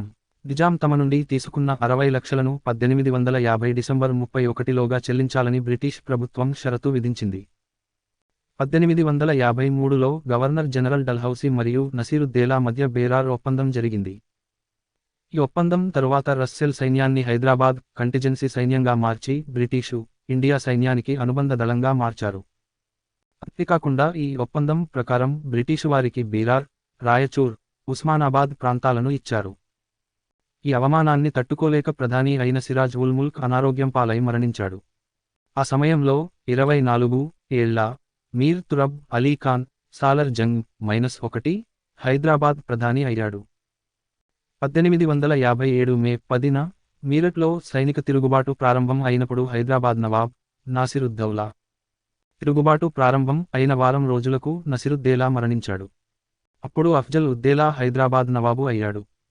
అఫ్జల్ ఉద్దౌలా 1857 నుండి 1869. అఫ్జల్ ఉద్దౌలా మరియు ఇతని ప్రధాని సాలార్జంగ్ 1857 తిరుగుబాటు కాలంలో బ్రిటిషు వారికి మద్దతు పలుకుటకు నిర్ణయించారు. తిరుగుబాటు అణచివేయబడిన తరువాత 1861లో బ్రిటిషు వారు అఫ్జల్ ఉద్దౌలకు స్టార్ ఆఫ్ ఇండియా, విశ్వసనీయ మిత్రుడు అనే బిరుదునిచ్చారు. చౌమహల్లా ప్యాలెస్ నిర్మాణం నసీరుద్దౌలా ప్రారంభించగా అఫ్జల్ ఉద్దౌలా పూర్తి చేశాడు. మీర్ మహబూబ్ అలీ ఖాన్ 1869 నుండి 1911. అఫ్జల్ ఉద్దౌలా మరణానంతరం అతని 2 సంవత్సరాల కుమారుడు మీర్ మహబూబ్ అలీ ఖాన్ హైదరాబాద్ నవాబుగా ప్రకటించబడ్డాడు. ఇతనికి సాలార్ జంగ్ నేతృత్వం వహించి కమిటీ సంరక్షకురాలిగా ఉన్నది. మహబూబ్ అలీ ఖాన్కు 18 సంవత్సరాలు పూర్తయినందున 1884లో లార్డ్ రిప్పన్ స్వయంగా హైదరాబాద్ వచ్చి మహబూబ్ అలీ ఖాన్కు అధికారాలు అప్పగించాడు. హైదరాబాద్ సంస్థానంను సందర్శించిన మొట్టమొదటి వైస్రాయ్ లార్డ్ రిప్పన్. ఇతని ప్రముఖ పాలనా సంస్కరణలు: మీర్ మహబూబ్ అలీ ఖాన్ 1893లో క్వానుంచా ఈ ముబారక్ అనే రాజపత్రం ద్వారా రాజ్యాంగపరమైన సంస్కరణలను ప్రవేశపెట్టాడు. ఇతని కాలంలోనే చందా రైల్వే సంఘటన జరిగింది. ఈయన కాలంలోనే చాదర్ ఘాట్లో థియోసోఫికల్ సొసైటీ, దివ్యజ్ఞాన సంఘం స్థాపించబడినది. రంగంలో మీర్ మహబూబ్ అలీ ఖాన్ చొరవ: ముస్లిం బాలికల ప్రత్యేక పాఠశాల 1885, సయ్యద్ బిల్ గ్రామి చొరవతో. నాంపల్లి బాలికల పాఠశాల, మెడికల్ కళాశాల, హైదరాబాద్. సరూర్ నగర్ అనాథాశ్రయంలో బాలికల పాఠశాల 1905. ప్రభుత్వ ఇంజనీరింగ్ కళాశాలలు వరంగల్, ఔరంగాబాద్. ఇతని కాలంలో రెండవ సాలార్ జంగ్ రాజభాషగా పర్షియన్ భాష స్థానంలో ఉర్దూ భాషను ప్రవేశపెట్టాడు. ఇతని కాలంలోనే అసఫియా లైబ్రరీ ఏర్పాటు చేయడం జరిగింది. దీనిలో పర్షియన్, అరబిక్ సంస్కృత భాషల పుస్తకాలు అందుబాటులో ఉండేవి. ఇతని కాలంలో వరుసగా సాలార్ జంగ్ -1, సాలార్ జంగ్ -2, అస్మాన్ జా, వికార్ ఉల్ ఉమా, వికారుద్దీన్, కిషన్ ప్రసాద్లు ప్రధానులుగా పనిచేశారు. ఇతని ప్రధాని వికారుద్దీన్ ఫలక్నుమా ప్యాలెస్ నిర్మించాడు. మూసీ నది వరద 1908 1908 సెప్టెంబర్ 29న పెను తుఫాన్ వచ్చి మూసీ నదికి వరదలు వచ్చాయి. మళ్లీ భవిష్యత్లో మూసీ నదికి వరదలు రాకుండా 1909లో ప్రముఖ ఇంజనీర్ మోక్షగుండం విశ్వేశ్వరయ్యతో ఆనకట్టల నిర్మాణానికి ప్లాన్ గీయించాడు. ఇతని ముఖ్య నిర్మాణాలు: టౌన్ హాల్ 1905 ఆగస్టు 25న తన 40వ జన్మదిన సందర్భంగా నిజాం మహబూబ్ అలీఖాన్ పబ్లిక్ గార్డెన్లో టౌన్ హాల్ నిర్మాణాన్ని ప్రారంభించాడు. దీనిని 7వ నిజాం పూర్తి చేశాడు. విక్టోరియా మెమోరియల్ అనాథ శరణాలయం విక్టోరియా మహారాణి మీర్ మహబూబ్ అలీ ఖాన్కు grand commander star of India అనే బిరుదును ఇచ్చింది. అందుకని 1905 ఫిబ్రవరి 14న విక్టోరియా మెమోరియల్ అనాథ శరణాలయాన్ని సరూర్ నగర్లో నిర్మించాడు. విక్టోరియా జనానా హాస్పిటల్ వేల్స్ రాకుమారుడు హైదరాబాద్ రాజ్యాన్ని సందర్శించిన సమయంలో మీర్ మహబూబ్ అలీ ఖాన్ విక్టోరియా జనానా హాస్పిటల్ను కట్టించాడు. మీర్ ఉస్మాన్ అలీ ఖాన్ 1911 నుండి 1948. 1. పూర్తి పేరు నవాబ్ మీర్ ఉస్మాన్ అలీ ఖాన్ బహద్దూర్. 2. జననం 1886 ఏప్రిల్ 6. మరణం 1967 ఫిబ్రవరి 24. 3. ఇతను 7వ అసహ్ బిరుదుతో నిజాం పదవిని అలంకరించాడు. పాలన సంస్కరణలు: హైదరాబాద్ సంస్థానంలో శాసన వ్యవస్థ నుంచి న్యాయ వ్యవస్థను వేరుచేసిన ఘనత మీర్ ఉస్మాన్ అలీ ఖాన్కు దక్కుతుంది. భారతదేశం మొత్తంలో శాసన వ్యవస్థ నుంచి న్యాయ వ్యవస్థను వేరుచేసిన మొదటి సంస్థానం హైదరాబాద్. హైదరాబాద్ సంస్థానంలో పరిపాలనా స్వరూపం: సంస్థానం, రాజ్యం, నిజాం, సుబా, సుబేదారి, జిల్లా, కలెక్టర్, తాలూకా, తహసీల్దార్, గ్రామం, పటేల్, పట్వారీ, గ్రామ సేవకులు. 7వ నిజాం పరమత సహనం. ఈ కాలంలో భద్రాచల దేవాలయానికి, తిరుపతి దేవాలయానికి వార్షిక నిధులు కేటాయించాడు. సీతారాంబాగ్ దేవాలయం, హైదరాబాద్ పరిరక్షణకు ఒక ప్రత్యేక కమిటీని ఏర్పాటు చేశాడు. అచంతా ఎల్లోరా రామప్ప దేవాలయం, 1000 స్తంభాల గుడి పరిరక్షణకు చర్యలు తీసుకున్నాడు. నిజాం ప్రభుత్వ నిధులు పొందిన హైదరాబాద్ నగర దేవాలయాలు: యాస్టరిస్క్ మాదన్నపేట, శంకరాబాద్, గోల్నాకా, గౌలీపుర. నిజాం ప్రభుత్వ నిధులు పొందిన ఇతర దేవాలయాలు: యాస్టరిస్క్ రేణుకా దేవాలయం, ఆదిలాబాద్, ఏక్నాథ్ దేవాలయం, నాందేడ్, దేవల్ మాయా దేవాలయం, నాందేడ్. సాలార్ జంగ్ సంస్కరణలు, తెలంగాణ ఆధునికీకరణ. అసలు పేరు మీర్ తురబ్ అలీ ఖాన్. దివాన్గా ఉన్న కాలం 1853 నుండి 83. సత్కారం: doctor of civil law, Oxford university. ఇతను ప్రవేశపెట్టిన సంస్కరణలకు డైటన్ అనే బ్రిటిషు అధికారి మార్గదర్శకుడైనాడు. ఇతను 30 సంవత్సరాలు దివాన్గా 3 నిజాంల వద్ద పనిచేశాడు. 1. నాసిరుద్దౌలా 1853 నుండి 57. 2. అఫ్జల్ ఉద్దౌలా 1857 నుండి 69. 3. మీర్ మహబూబ్ అలీ ఖాన్ 1869 నుండి 83. రెవెన్యూ మరియు పాలనా సంస్కరణలు. 1853కు పూర్వం రెవెన్యూ వ్యవస్థలో భూమి శిస్తు వసూలు కొరకు ఉన్న వేలంపాట లేదా కమిషన్ పద్ధతిని రద్దు చేశాడు. రైత్వారీ విధానం. రైత్వారీ విధానాన్ని ప్రవేశపెట్టాడు. ఈ పద్ధతిలో రైతు నేరుగా ప్రభుత్వానికి శిస్తు చెల్లిస్తాడు. ప్రతి 30 సంవత్సరాలకొకసారి శిస్తు నిర్ణయ పద్ధతిని ప్రవేశపెట్టాడు. కస్టమ్స్. హైదరాబాద్ రాజ్యంలో జరిగే ఎగుమతి, దిగుమతులపై 5% పన్ను విధించాడు. పన్నుల వసూలుకు 1864లో కస్టమ్స్ శాఖను ఏర్పాటు చేశారు. 1864లో దఫర్ ఏ ముల్క్ అనే రాజకీయ శాఖను బ్రిటిష్ ప్రభుత్వం తాలూకాదార్లతో ఉత్తర ప్రత్యుత్తరాలను జరపడం కోసం ఏర్పాటు చేశాడు. ప్రధాని ఆధీనంలో శాఖల నిర్వహణకై 4 సదరుల్ మహంలను శాఖామంత్రులు 1868లో నియమించాడు.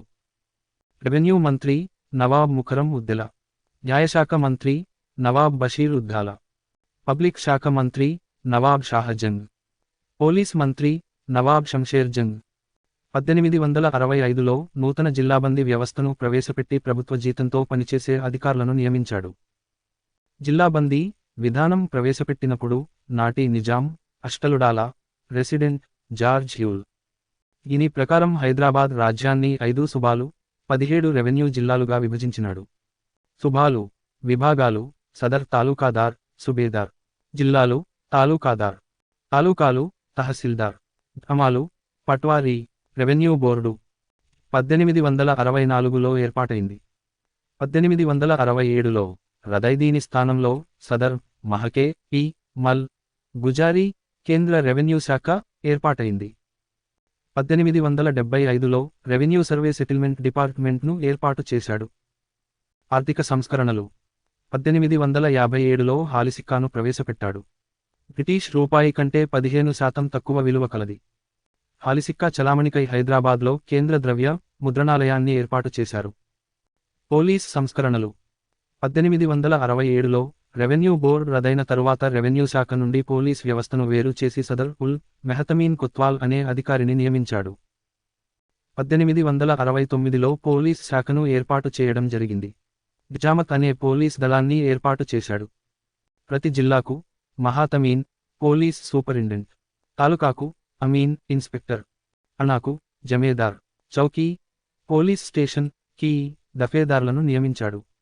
న్యాయ సంస్కరణలు 1862లో న్యాయశాఖను ప్రత్యేక శాఖగా ఏర్పాటు చేశాడు.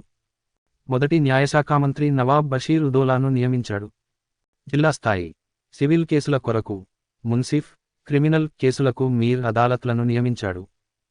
జిల్లా అధికారులపై పర్యవేక్షణకు హైకోర్టు, మహాకాయి ఈ సాదర్ ఉండేది. హైదరాబాద్లో ప్రత్యేక సివిల్, క్రిమినల్ కోర్టులను ఏర్పరిచాడు. దివానీ అదాలత్ సివిల్ కోర్టు, ఫౌజ్దారీ అదాలత్ క్రిమినల్ కోర్టుగా వ్యవహరిస్తారు. విద్యా సంస్కరణలు సాలార్ జంగ్ 1854లో దారుల్ ఉల్మ్ అనే ఓరియంటల్ ప్రభుత్వ విద్యాసంస్థను స్థాపించాడు. 1873 మదర్సా ఈ ఆలియా ప్రభువుల పిల్లల కొరకు. 1878 మదర్సా ఈ ఐజా రాజ కుటుంబకుల పిల్లల కొరకు. 1881 గ్లోరియా గర్ల్స్ హై స్కూల్ మొదటి బాలికల పాఠశాల. 1884లో మహబూబియా కాలేజీ స్థాపించబడింది. Nizam college, Chaderghat Anglo vernacular school Madras యూనివర్సిటీతో సెకండ్ గ్రేడ్ కాలేజీగా గుర్తింపు పొందింది. 1884లో దీనిని హైదరాబాద్ కాలేజీగా పేరు మార్చారు. 1887లో ఈ కాలేజీ నిజాం కాలేజీగా మార్చబడింది. విద్యాశాఖ పనితీరు పర్యవేక్షణకు ప్రతి విభాగానికి ముహతామిమ్ తాలిమత్ అనే అధికారులను నియమించాడు. రవాణా సంస్కరణలు రవాణా కమ్యూనికేషన్ వ్యవస్థ 1856 నుండి 57లో హైదరాబాద్ రాజ్యంలో మొదటగా ఎలక్ట్రిక్ టెలిగ్రాఫ్ సౌకర్యం కల్పించబడింది. 1869 సెప్టెంబర్ 8న హైదరాబాద్లో మొట్టమొదటి తపాల బిళ్లను ప్రవేశపెట్టారు. 1866లో హైదరాబాద్, ముంబాయి, మద్రాసులను కలుపుతూ గ్రాండ్ పెన్సులార్ రైల్వే లైన్ నిర్మాణ పనులు ప్రారంభమయ్యాయి.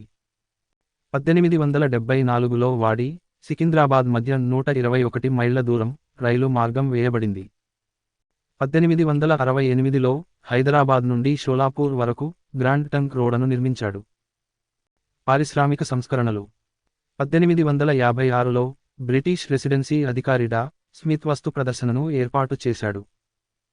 1873లో హైదరాబాద్లో మొదటి స్పిన్నింగ్ మరియు వీవింగ్ బట్టల మిల్లు స్థాపించబడినది. 1876లో ఫిరాని ఫ్యాక్టరీ స్థాపించబడినది. ఇతర సంస్కరణలు సాలార్ జంగ్ హైదరాబాద్లో సతీసహగమనమును నిషేధించాడు.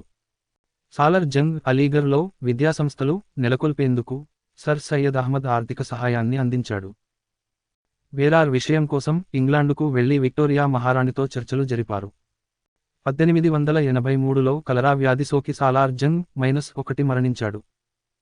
1857 సిపాయిల తిరుగుబాటు సిపాయిల తిరుగుబాటు అధికారికంగా మీరట్లో ప్రారంభమైన రోజు మే 10, 1857. తిరుగుబాటుదారుల చేత తమ దేశ చక్రవర్తిగా ప్రకటింపబడిన వారు బహదూర్ షా. 1857 తిరుగుబాటు హైదరాబాద్ సంస్థానం. 1857 తిరుగుబాటు కాలంలో హైదరాబాద్ నిజాం అఫ్టల్ ఉదెలా. 1857 తిరుగుబాటు కాలంలో హైదరాబాద్ దివాన్ సాలార్ జంగ్ -1 మీర్ తురబ్ అలీ ఖాన్. ఈ తిరుగుబాటు సమయంలో హైదరాబాద్లో British resident colonel Davidson. Aurangabad అశ్విక దళాల తిరుగుబాటు. అహ్మదాబాద్లో 1-2 అశ్విక దళాలు సంస్థానం వెలుపలికి వెళ్లడానికి నిరాకరించినారు. అశ్విక దళాల తిరుగుబాటుకు నాయకత్వం వహించిన వారు మీర్ ఫిదా అలీ, జమేదార్ అమీర్ ఖాన్. మీర్ ఫిదా అలీని ఉరితీయడం జరిగింది. అమీర్ ఖాన్ పారిపోయాడు. ముల్తానా తిరుగుబాటు. ముల్తానాలో జమేదార్ చిడ్డా ఖాన్ నాయకత్వంలో తిరుగుబాటు జరిగింది. తిరుగుబాటు అనంతరం చిడ్డా ఖాన్ పారిపోయి హైదరాబాద్ నగరం చేరుకున్నాడు. హైదరాబాద్ దివాన్ సాలార్ జంగ్ చిట్టా ఖాన్ పై 3000 రివార్డు ప్రకటించాడు. తర్వాత కాలంలో సాలార్ జంగ్ చిట్లా ఖాన్ను, అతని అనుచరులను అరెస్టు చేసి బ్రిటిష్ రెసిడెంటుకు అప్పగించినారు. 1857 జూలై 17న మక్కా మసీదులో ప్రజలు సమావేశమై చిట్లా ఖాన్ ను విడిపించాలని తీర్మానించారు. చిట్లా ఖాన్ను విడిపించడానికి బ్రిటిష్ రెసిడెంట్ పై దాడికి సిద్ధమయ్యారు. బ్రిటిష్ రెసిడెంట్ పై దాడిలో రోహిల్లా సైనికులకు నాయకత్వం వహించినది 1 తుర్రెకాజ్ ఖాన్, 2 మౌల్వి అల్లావుద్దీన్. బ్రిటిష్ రెసిడెన్సీ దాడికి అబ్బాస్ సాహిబ్, జయగోపాలదాస్ అనేవడ్డీ వ్యాపారుల ఇండ్లను తుర్రెకాజ్ ఖాన్ తమ స్థావరంగా ఉపయోగించుకున్నాడు. తుర్రేబాజ్ ఖాన్ నాయకత్వంలోని రోహిల్లాల తిరుగుబాటుకు వ్యతిరేకంగా మేజర్ బ్రిక్స్ నాయకత్వంలోని బ్రిటిష్ సైన్యం దాడి ప్రారంభించింది. అప్పటి బ్రిటిష్ రెసిడెంట్ కల్నల్ డేవిడ్సన్ ఈ తిరుగుబాటును సమర్థవంతంగా తిప్పికొట్టాడు. కుర్బాన్ అలీ అనే ద్రోహి సమాచారంతో తుర్రేబాజ్ ఖానను తుఫ్రాన్ వద్ద చుట్టుముట్టి కాల్చి చంపారు. మౌల్వి అల్లావుద్దీన్ను మంగళంపల్లి వద్ద అరెస్టు చేశారు. మౌల్వి అల్లావుద్దీన్కు జీవిత కారాగార శిక్ష విధించి అండమాన్ జైలుకు తరలించారు. మౌల్వి అల్లావుద్దీన్ హైదరాబాద్ రాష్ట్ర తొలి రాజకీయ ఖైదీగా పేర్కొనవచ్చు. ఇతను అక్కడే 1884లో మరణించాడు. రెసిడెంట్ దాడి తర్వాత కూడా అక్కడక్కడ హైదరాబాద్ సంస్థానంలో ఈ తిరుగుబాటు కొనసాగింది. షోలాపూర్లో రాజా వెంకటప్పనాయక్, నిర్మల్లో రోహిల్లా పితూరి, ఆదిలాబాద్లో రాంజీగోండ్, కౌలాస్లో రంగారావు పట్వారీ, మాల్కేడ్, కోపాల్ ప్రాంతంలోని జమీందారులు. ఈ విధంగా హైదరాబాద్ సంస్థానంలో 1857 సిపాయిల తిరుగుబాటు అంతం అయింది. 1857 తిరుగుబాటు వలన హైదరాబాద్ సంస్థానంకు కలిగిన ప్రయోజనాలు. నిజాం నవాబు అఫ్టల్ ఉదెలాకు ది స్టార్ ఆఫ్ ఇండియా బిరుదునిచ్చారు. దివాన్ మీర్ తురబ్ అలీ ఖాన్ సాలార్ జంగ్ -1కు సాలార్ జంగ్ బిరుదునిచ్చారు. నిజాం చెల్లించవలసిన 50 లక్షల రూపాయల అప్పును రద్దు చేశారు. నిజాం నుండి బకాయిల క్రింద తీసుకున్న రాయచూర్, ఉస్మాన్ బాలను తిరిగి ఇచ్చివేశారు.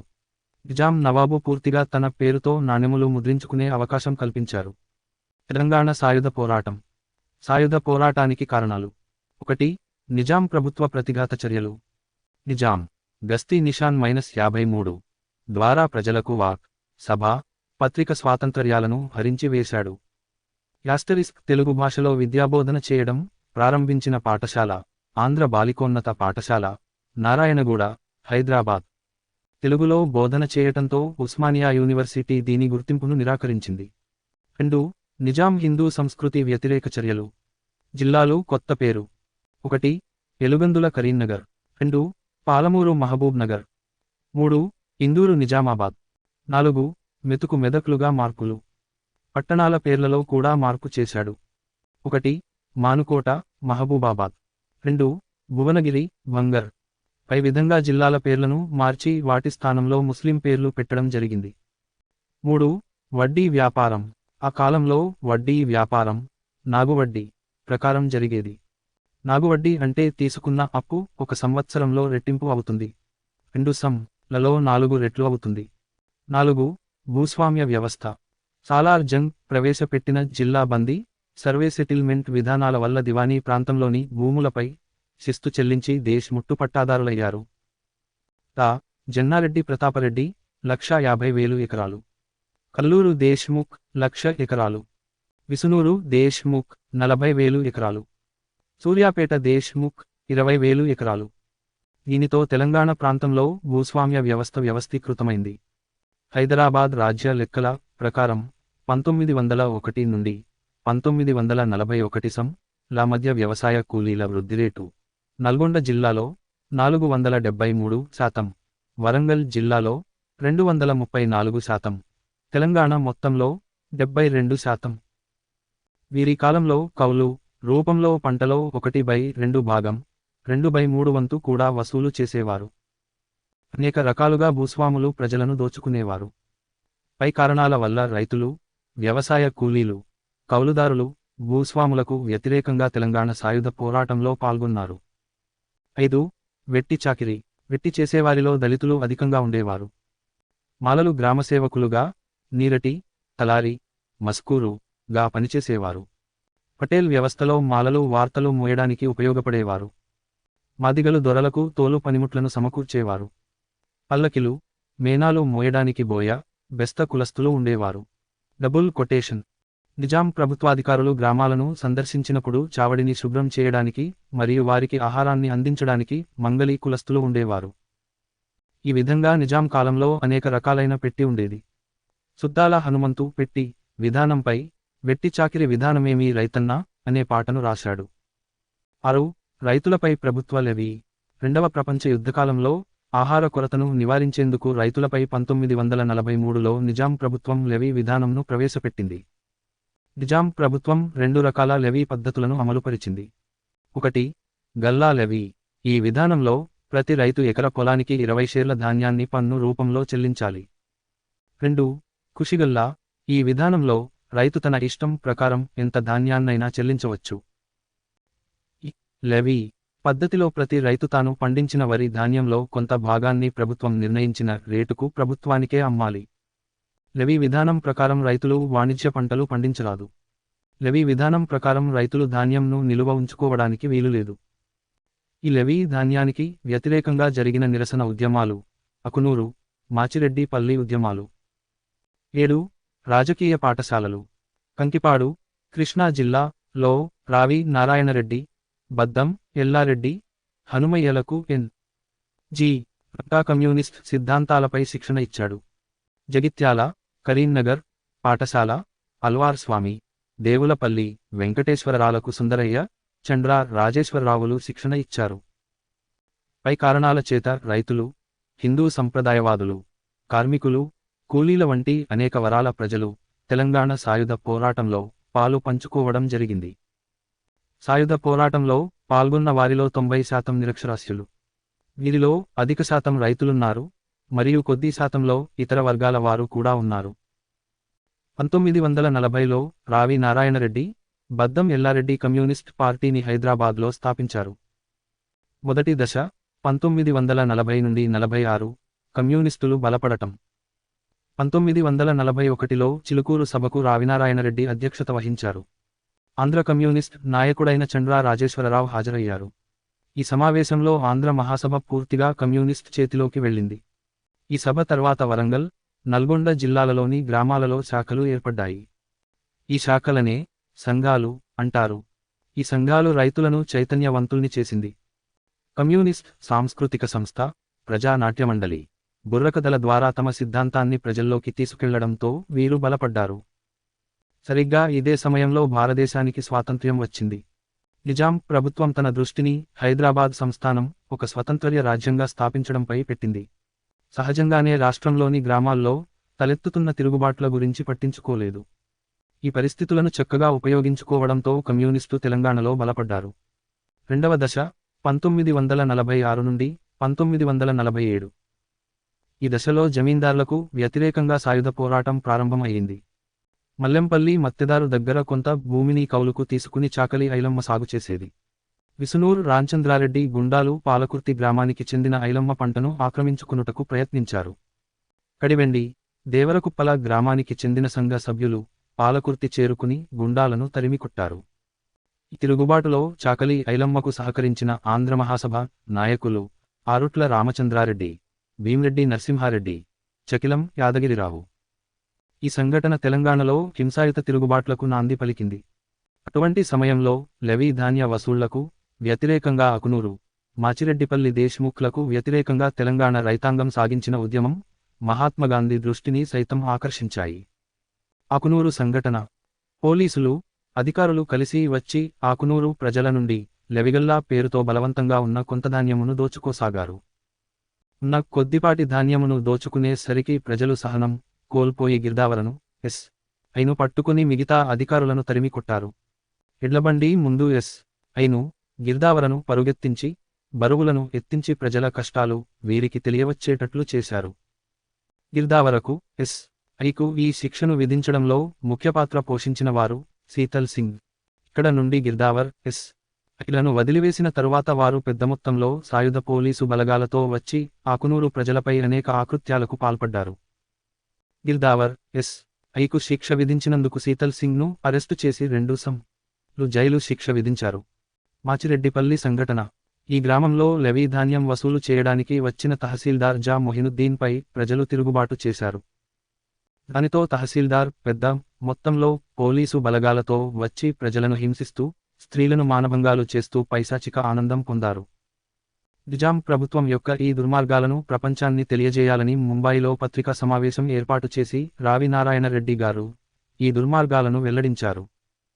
ఆకునూరు, మాచిరెడ్డిపల్లి దుర్మార్గాల గురించి ప్రచురించిన పత్రిక free press journal. Akunuru, Machireddipalli దుర్మార్గాల గురించి గాంధీజీకు నివేదిక అందించినది పద్మజా నాయుడు. ఈ సంఘటనలపై గాంధీజీ హైదరాబాద్ ప్రధాని సర్ అక్బర్ హైదరీకి లేఖ రాయగా సర్ అక్బర్ హైదరీ ఈ ఘటనలపై విచారణ సంఘంను నియమించాడు. ఈ సంఘటనలపై ఆకునూరు, మాచిరెడ్డిపల్లి దురంతాలు అనే పుస్తకంను రచించినవారు దేవులపల్లి వెంకటేశ్వరరావు. 1946 అక్టోబర్లో నిజాం ప్రభుత్వం కమ్యూనిస్టులపై ఆకస్మిక దాడులు చేసింది. ఈ దాడులలో వి. అల్వార్ స్వామి అరెస్ట్ చేయబడ్డాడు. 1946 అక్టోబర్లో కమ్యూనిస్ట్ దాడులను అరికట్టేందుకు నిజాం ప్రభుత్వం వరంగల్, నల్గొండలలో సైనిక శిబిరాలు ఏర్పాటు చేసింది. అప్పుడు కమ్యూనిస్టు తమ ప్రధాన కేంద్రాన్ని విజయవాడ, స్టాలిన్గ్రాడ్కు తరలించారు. అప్పట్లో విజయవాడను స్టాలిన్గ్రాడ్ గా పిలిచేవారు. ఎందుకంటే విజయవాడ నుండి ఆయుధ సామాగ్రిని సేకరించేవారు. కావున స్టాలిన్ ఆ గ్రాడ్ అన్నారు. 1946 నవంబర్లో నిజాం ప్రభుత్వం కమ్యూనిస్ట్ పార్టీపై నిషేధం విధించింది. మూడవ దశ 1947 నుండి 1948 సెప్టెంబర్ 7. 1947 జూన్ 12న నిజాం ఉస్మాన్ అలీఖాన్ తాను సర్వస్వతంత్రుడని ప్రకటించుకున్నాడు. సాయుధ పోరాట ప్రకటన. సాయుధ పోరాటానికి అధికారికంగా పిలుపునిచ్చిన రోజు సెప్టెంబర్ 11, 1947. సాయుధ పోరాట ప్రకటన చేసిన కమ్యూనిస్టు నాయకులు: 1. బద్దం ఎల్లారెడ్డి, తెలంగాణ కమ్యూనిస్టు పార్టీ కార్యదర్శి. 2. రావి నారాయణ రెడ్డి, ఆంధ్ర మహాసభ కార్యదర్శి. 3. ముఖ్దుం మొయినుద్దీన్, కామ్రేడ్ అసోసియేషన్. దీని తర్వాత కమ్యూనిస్టు ఆంధ్ర మహాసభను వదిలిపెట్టి కమ్యూనిస్ట్ పార్టీ పేరుతోనే తిరుగుబాటు ప్రారంభించారు. జన్నారెడ్డి ప్రతాపరెడ్డి నిరంకుశత్వం పై బండియాదగిరి, బండెనక బండి కట్టి అనే పాటను రచించాడు. సాయుధ పోరాటం అణచివేత క్రమంలో జరిగిన హింసాత్మక సంఘటనలు. బైరాన్ పల్లి సంఘటన. పెద్ద మొత్తంలో రజాకార్లు, సైనికులు బైరాన్ పల్లిని చుట్టుముట్టారు. ద్రోహి అయిన స్థానిక భూస్వామి ఆ గ్రామ ప్రజలందరినీ ఒక చోటకు చేర్చి రజాకార్లకు అప్పజెప్పాడు. దాంతో రజాకార్లు 88 మంది ఆ గ్రామ ప్రజలను నిలబెట్టి కాల్చి చంపారు. ఈ నరమేధంలో స్వయంగా నల్గొండ జిల్లా collector Moazzam Hussain, deputy collector Iqbal Hashim పాల్గొన్నారు. బైరాన్పల్లి స్థానిక దళ నాయకుడు ఇమ్మడి రాజిరెడ్డి. ఈ బైరాన్పల్లి దురంతంపై కాళోజీ రాసిన గేయం కాలంబు రాగానే కాటేసి తీరాలే. బైరాన్పల్లిలో వీరమరణం పొందినవారి పేర్లను చెక్కిన స్తూపాన్ని 2003లో ఏర్పాటు చేశారు. గుండ్రాంపల్లి సంఘటన. గుండ్రాంపల్లి ప్రాంత రజాకార్ నాయకుడు సైదీ మేల్. ఈయన నాయకత్వాన సాయుధులైన రజాకార్లు గుండ్రాంపల్లిపై దాడిచేసి ప్రజలను నీరు లేని బావిలో వేసి సామూహిక దహనం చేశారు. ఈ విషయాలు తెలిసిన సర్దార్ పటేల్ గారు హైదరాబాద్ సంస్థానంలో అంత అరాచకం జరుగుతుంటే భారత ప్రభుత్వం సహించజాలదని పార్లమెంట్లో ప్రకటించాడు.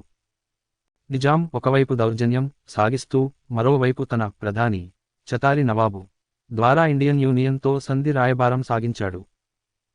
1947 నవంబర్ 29 న నిజాం ఉస్మాన్ అలీఖాన్ భారత ప్రభుత్వంతో యథాతథ ఒప్పందం స్టాండ్ స్టిల్ కుదుర్చుకున్నాడు.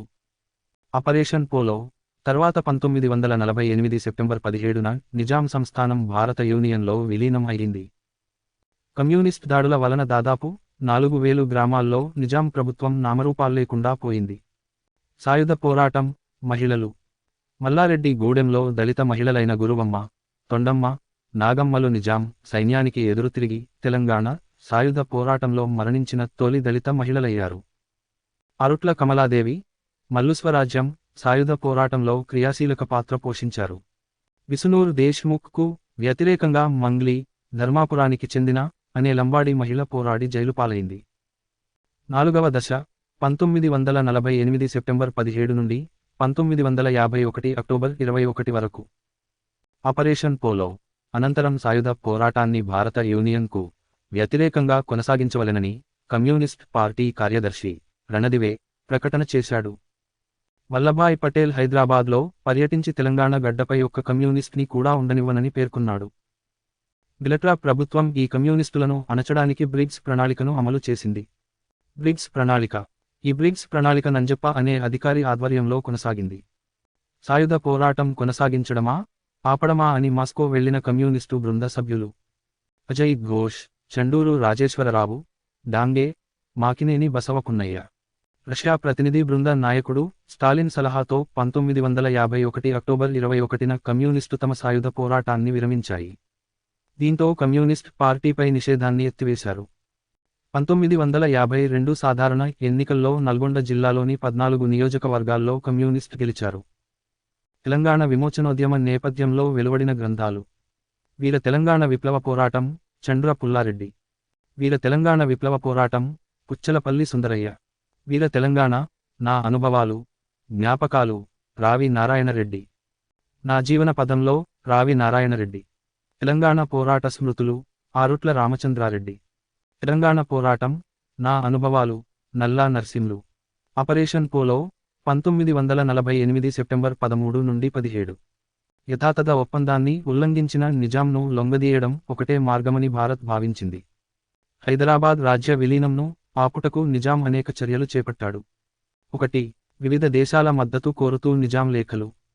బ్రిటీషు చక్రవర్తి ఆరో జార్జి గారికి, బ్రిటన్ ప్రధానమంత్రి క్లెమెంట్ అట్లీకి, బ్రిటన్ ప్రతిపక్ష నాయకుడు విన్స్టన్ చర్చిల్ గారికి, అమెరికా అధ్యక్షుడు ట్రూమన్ గారికి నిజాం వ్యక్తిగతంగా లేఖలు రాసి సహాయం అభ్యర్థించాడు. కానీ వారు తమాశక్తతను వ్యక్తపరిచారు. 2.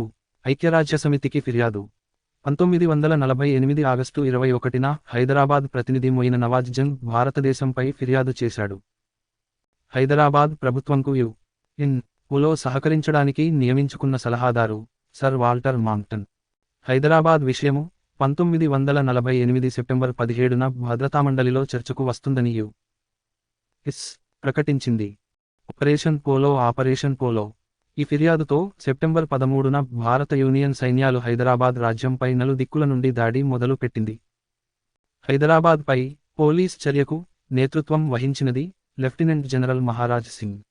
షోలాపూర్ నుండి మేజర్ జనరల్ జె.ఎన్. చౌదరి, విజయవాడ నుండి మేజర్ జనరల్ రుద్ర నేతృత్వంలో యూనియన్ సైన్యాలు దాడిని ముమ్మరం చేశాయి.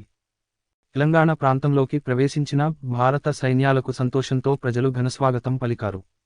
దీనితో కేవలం 4 రోజుల వ్యవధిలోనే హైదరాబాద్ నగరంలోకి మేజర్ జనరల్ జె.ఎన్. చౌదరి నేతృత్వంలోని సేనలు ప్రవేశించాయి. సెప్టెంబర్ 17న లాయక్ అలీ మంత్రివర్గం రాజీనామా చేసి ప్రభుత్వ పగ్గాలను నిజాంకు అప్పగించింది. సెప్టెంబర్ 17 సాయంత్రం నిజాం మీర్ ఉస్మాన్ అలీఖాన్ తన అధికార రేడియో దక్కలో లొంగిపోతున్నట్లు ప్రకటించారు. దానితో పాటు జైల్లో ఉన్న స్వామి రామానంద తీర్థను విడుదల చేయవలసిందని ఆజ్ఞాపించాడు. 1948 సెప్టెంబర్ 18న నిజాం సైన్యాధిపతి జనరల్ ఎల్డ్రూస్ మేజర్ జనరల్ చౌదరి ముందు లొంగిపోయాడు. మిలిటరీ నియమాల ప్రకారం హైదరాబాదు మొదట చేరుకున్న మేజర్ జనరల్ జె.ఎన్. చౌదరి పాలనా బాధ్యతలు స్వీకరించారు. జనరల్ జె.ఎన్. చౌదరి హైదరాబాద్ రాజ్యంపై మిలిటరీ గవర్నర్గా నియమితుడైనప్పటికీ చట్టరీత్యా రాజ్యాధినేతగా నిజాం మీర్ ఉస్మాన్ అలీ ఖాన్ కొనసాగాడు. 1948 సెప్టెంబర్ 22న భారత్పై చేసిన ఫిర్యాదును వెనక్కి తీసుకున్నట్లు నిజాం కేబుల్ ద్వారా భద్రతా మండలికి తెలియజేశారు. ఈ చర్యకు పోలీసు యాక్షన్ అని పేరు సూచించిన వ్యక్తి రాజాజీ. భారత గవర్నర్ జనరల్ సి. రాజగోపాలాచారి, భారత సైన్యాధిపతి జనరల్ బుచర్. ఈ పోలీసు యాక్షన్ సమయంలో భారత రక్షణ మంత్రి బల్దేవ్ సింగ్ సెప్టెంబర్ 17న మహారాష్ట్రలో మరఠ్వాడ సంగ్రామ్ ముక్తి దివస్ పేరుతో, కర్ణాటకలో హైదరాబాద్ కర్ణాటక విభజన దినం పేరుతో ఆయా రాష్ట్ర ప్రభుత్వాలు అధికారికంగా నిర్వహించి జాతీయ జెండా ఎగరవేస్తున్నాయి.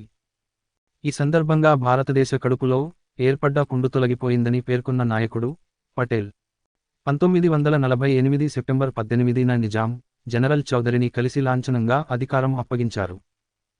1948 సెప్టెంబర్ 18న ప్రధానమంత్రి లాయక్ అలీ, సైన్యాధికారి జనరల్ ఇద్రూస్లను యూనియన్ సైన్యం గృహనిర్బంధం చేసింది. రజాకార్ నాయకుడు కాసిం రజ్వీని బొల్లారంలోని సైనిక కారాగారంలో నిర్బంధించింది. 1948 సెప్టెంబర్ 22న నిజాం ఉస్మాన్ అలీ ఖాన్ కు తాను చేసిన ఫిర్యాదును ఉపసంహరించుకున్నాడు. ఈ పోలీస్ చర్య అనంతరం హైదరాబాద్ సంస్థానానికి వచ్చిన సర్దార్ వల్లభాయ్ పటేలను బేగంపేట విమానాశ్రయం వద్ద నిజాం మీర్ ఉస్మాన్ అలీ ఖాన్ స్వయంగా స్వాగతం పలికాడు. మిలిటరీ మరియు వెల్లోడి పాలన. గవర్నర్ జనరల్ యొక్క కార్యనిర్వాహక మండలి. Military governor J S. Chaudhuri. Chief civil administrator D S. Bakhle, Dattaprasanna Sadashiv Bakhle. Additional chief civil administrator D R. Pradhan. ఇతర సభ్యులు: 1. నవాబ్ జైన్ యార్ జంగ్ బహదూర్ 2, రాజా దొందిరాజ్ బహదూర్ 3, సి.వి.ఎస్. రావు 4, సి.హెచ్. కృష్ణారావు.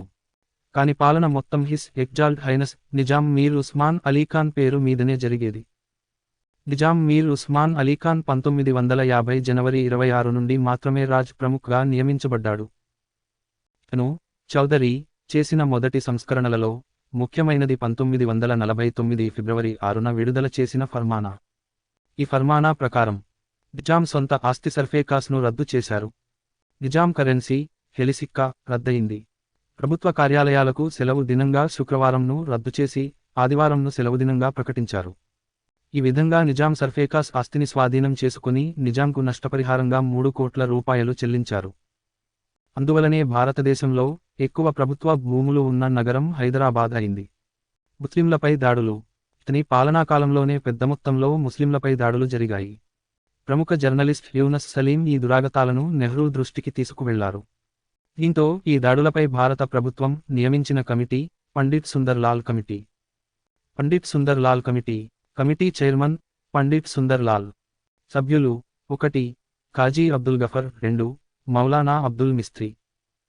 కార్యదర్శులు: 1. Farooq C R 2, P. అంబుల్కర్. ఈ కమిటీ 1949 నవంబర్ 29న హైదరాబాద్ రాజ్యంను సందర్శించింది.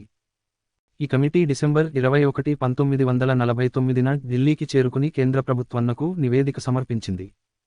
ఆ నివేదికలో పేర్కొన్న విషయాలు: ఈ మరణాలలో అధికంగా రజాకార్లు బలంగా ఉన్న ఉస్మానాబాద్, గుల్బర్గా, బీదర్, నాందేడ్లో దాదాపు 18,000 మంది వరకు మరణించారు.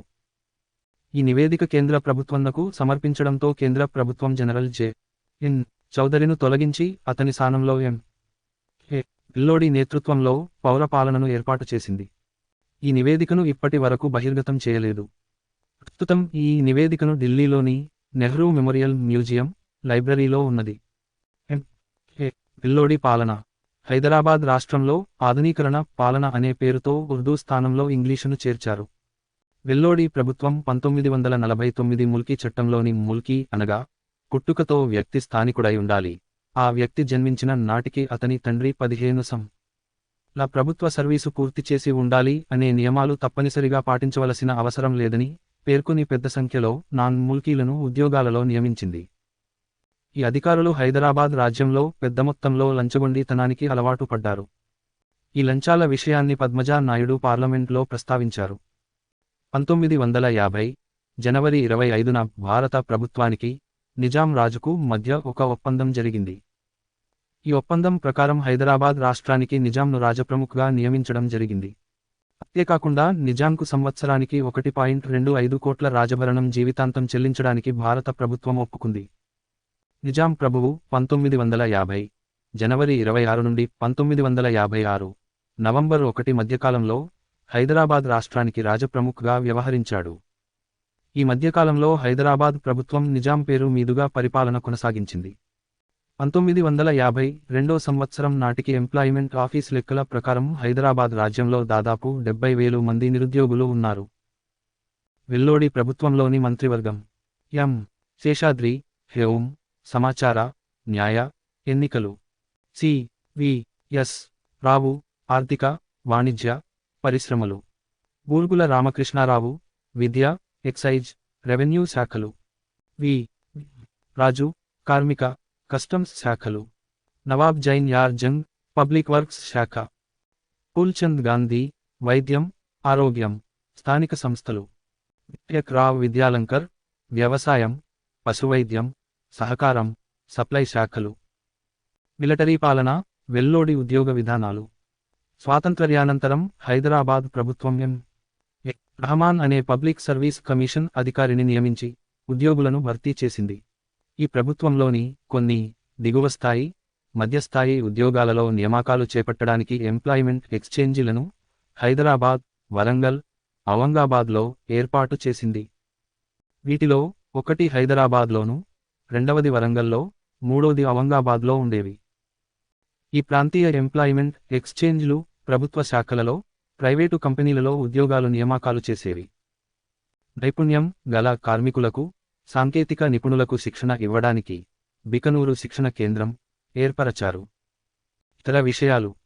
1926లో Gogineni Ranganayakulu economic organisation of Indian విలేజెస్లేనే ఒక పుస్తకాన్ని రాశాడు. ఈ పుస్తకం యొక్క ద్వితీయ భాగాన్ని 1929లో colonisation policy of Nizam of Hyderabad పేరుతో విడుదల చేశారు. ఈ పుస్తకంలో భాగంగా హైదరాబాద్ రాజ్యంలో అనుకూలంగా ఉన్న కొన్ని లక్షల ఎకరాల భూమి గురించి పేర్కొనడం జరిగింది. భూదానోద్యమం. 1951లో గాంధీజీ సిద్ధాంతాలు వ్యాప్తి చేసే ఉద్దేశ్యంతో అఖిల భారత సర్వోదయ సమ్మేళనం శివరాంపల్లిలో జరిగింది. ఈ సమ్మేళన అనంతరం ఆచార్య వినోబా భావే శివరాంపల్లి నుండి పోచంపల్లికి వెళ్లాడు. వినోబా భావే మొదటి భూదాన యాత్ర. ఆచార్య వినోబా భావే నల్గొండ జిల్లా పోచంపల్లి గ్రామంలో 1951 ఏప్రిల్ 18న భూదాన ఉద్యమాన్ని ప్రారంభించాడు. ఈ పాదయాత్రకు కోదండరామిరెడ్డి ఇన్ఛార్జిగా ఉన్నారు. పోచంపల్లి గ్రామ పెద్ద వెదిరె రామచంద్రారెడ్డి తన తండ్రిగారి పేరున ఉన్న 100 ఎకరాల భూమిని భూదాన యజ్ఞానికి దానం చేశాడని కోదండరామిరెడ్డి గారు తన ఆత్మకథ అయిన నిన్నటి ఇతిహాసంలో పేర్కొన్నాడు. వినోబా భావే దాతలను తమ ఆస్తిలో కనీసం 6వ భాగం 1/6 వంతు భూమిని దరిద్రనారాయణులకు అర్పించమని వేడుకునేవాడు. సూర్యాపేటలో కేతిరెడ్డి కోదండరామిరెడ్డి ఆయన సోదరుడు కేతిరెడ్డి పురుషోత్తమరెడ్డి తమ ఆస్తిలో 4వ భాగం భూదానం చేశాడు. వినోబా భావే రెండో భూదాన యాత్ర. వినోబా భావే రెండవ భూదాన యాత్రను 1955 డిసెంబరులో ఖమ్మం జిల్లాలోని ఎర్రపాలెం నుండి ప్రారంభించాడు. తెలంగాణలో భూదానోద్యమం ప్రారంభమై 25 సంవత్సరాలు ముగిసిన సందర్భాన్ని పురస్కరించుకుని భూదాన యజ్ఞమండలి ఉపాధ్యక్షుడు మాణిక్యరావు నాయకత్వంలో రజతోత్సవ పాదయాత్రను 1970 ఏప్రిల్ 18వ తేదీన హైదరాబాద్లో అప్పటి రాష్ట్రపతి ఫక్రుద్దీన్ అలీ అహ్మద్ భూదాన జ్యోతిని వెలిగించి ప్రారంభించాడు. జయప్రకాష్ నారాయణ భూదానోద్యమం. 1952లో జయప్రకాష్ నారాయణ, ఆయన సతీమణి శ్రీమతి ప్రభావతీ దేవి మహబూబ్ నగర్ జిల్లాలో భూదాన పర్యటన చేశారు. ఈ పర్యటనకు కూడా శ్రీ కేతిరెడ్డి కోదండరామిరెడ్డి ఇన్ఛార్జ్గా వ్యవహరించాడు.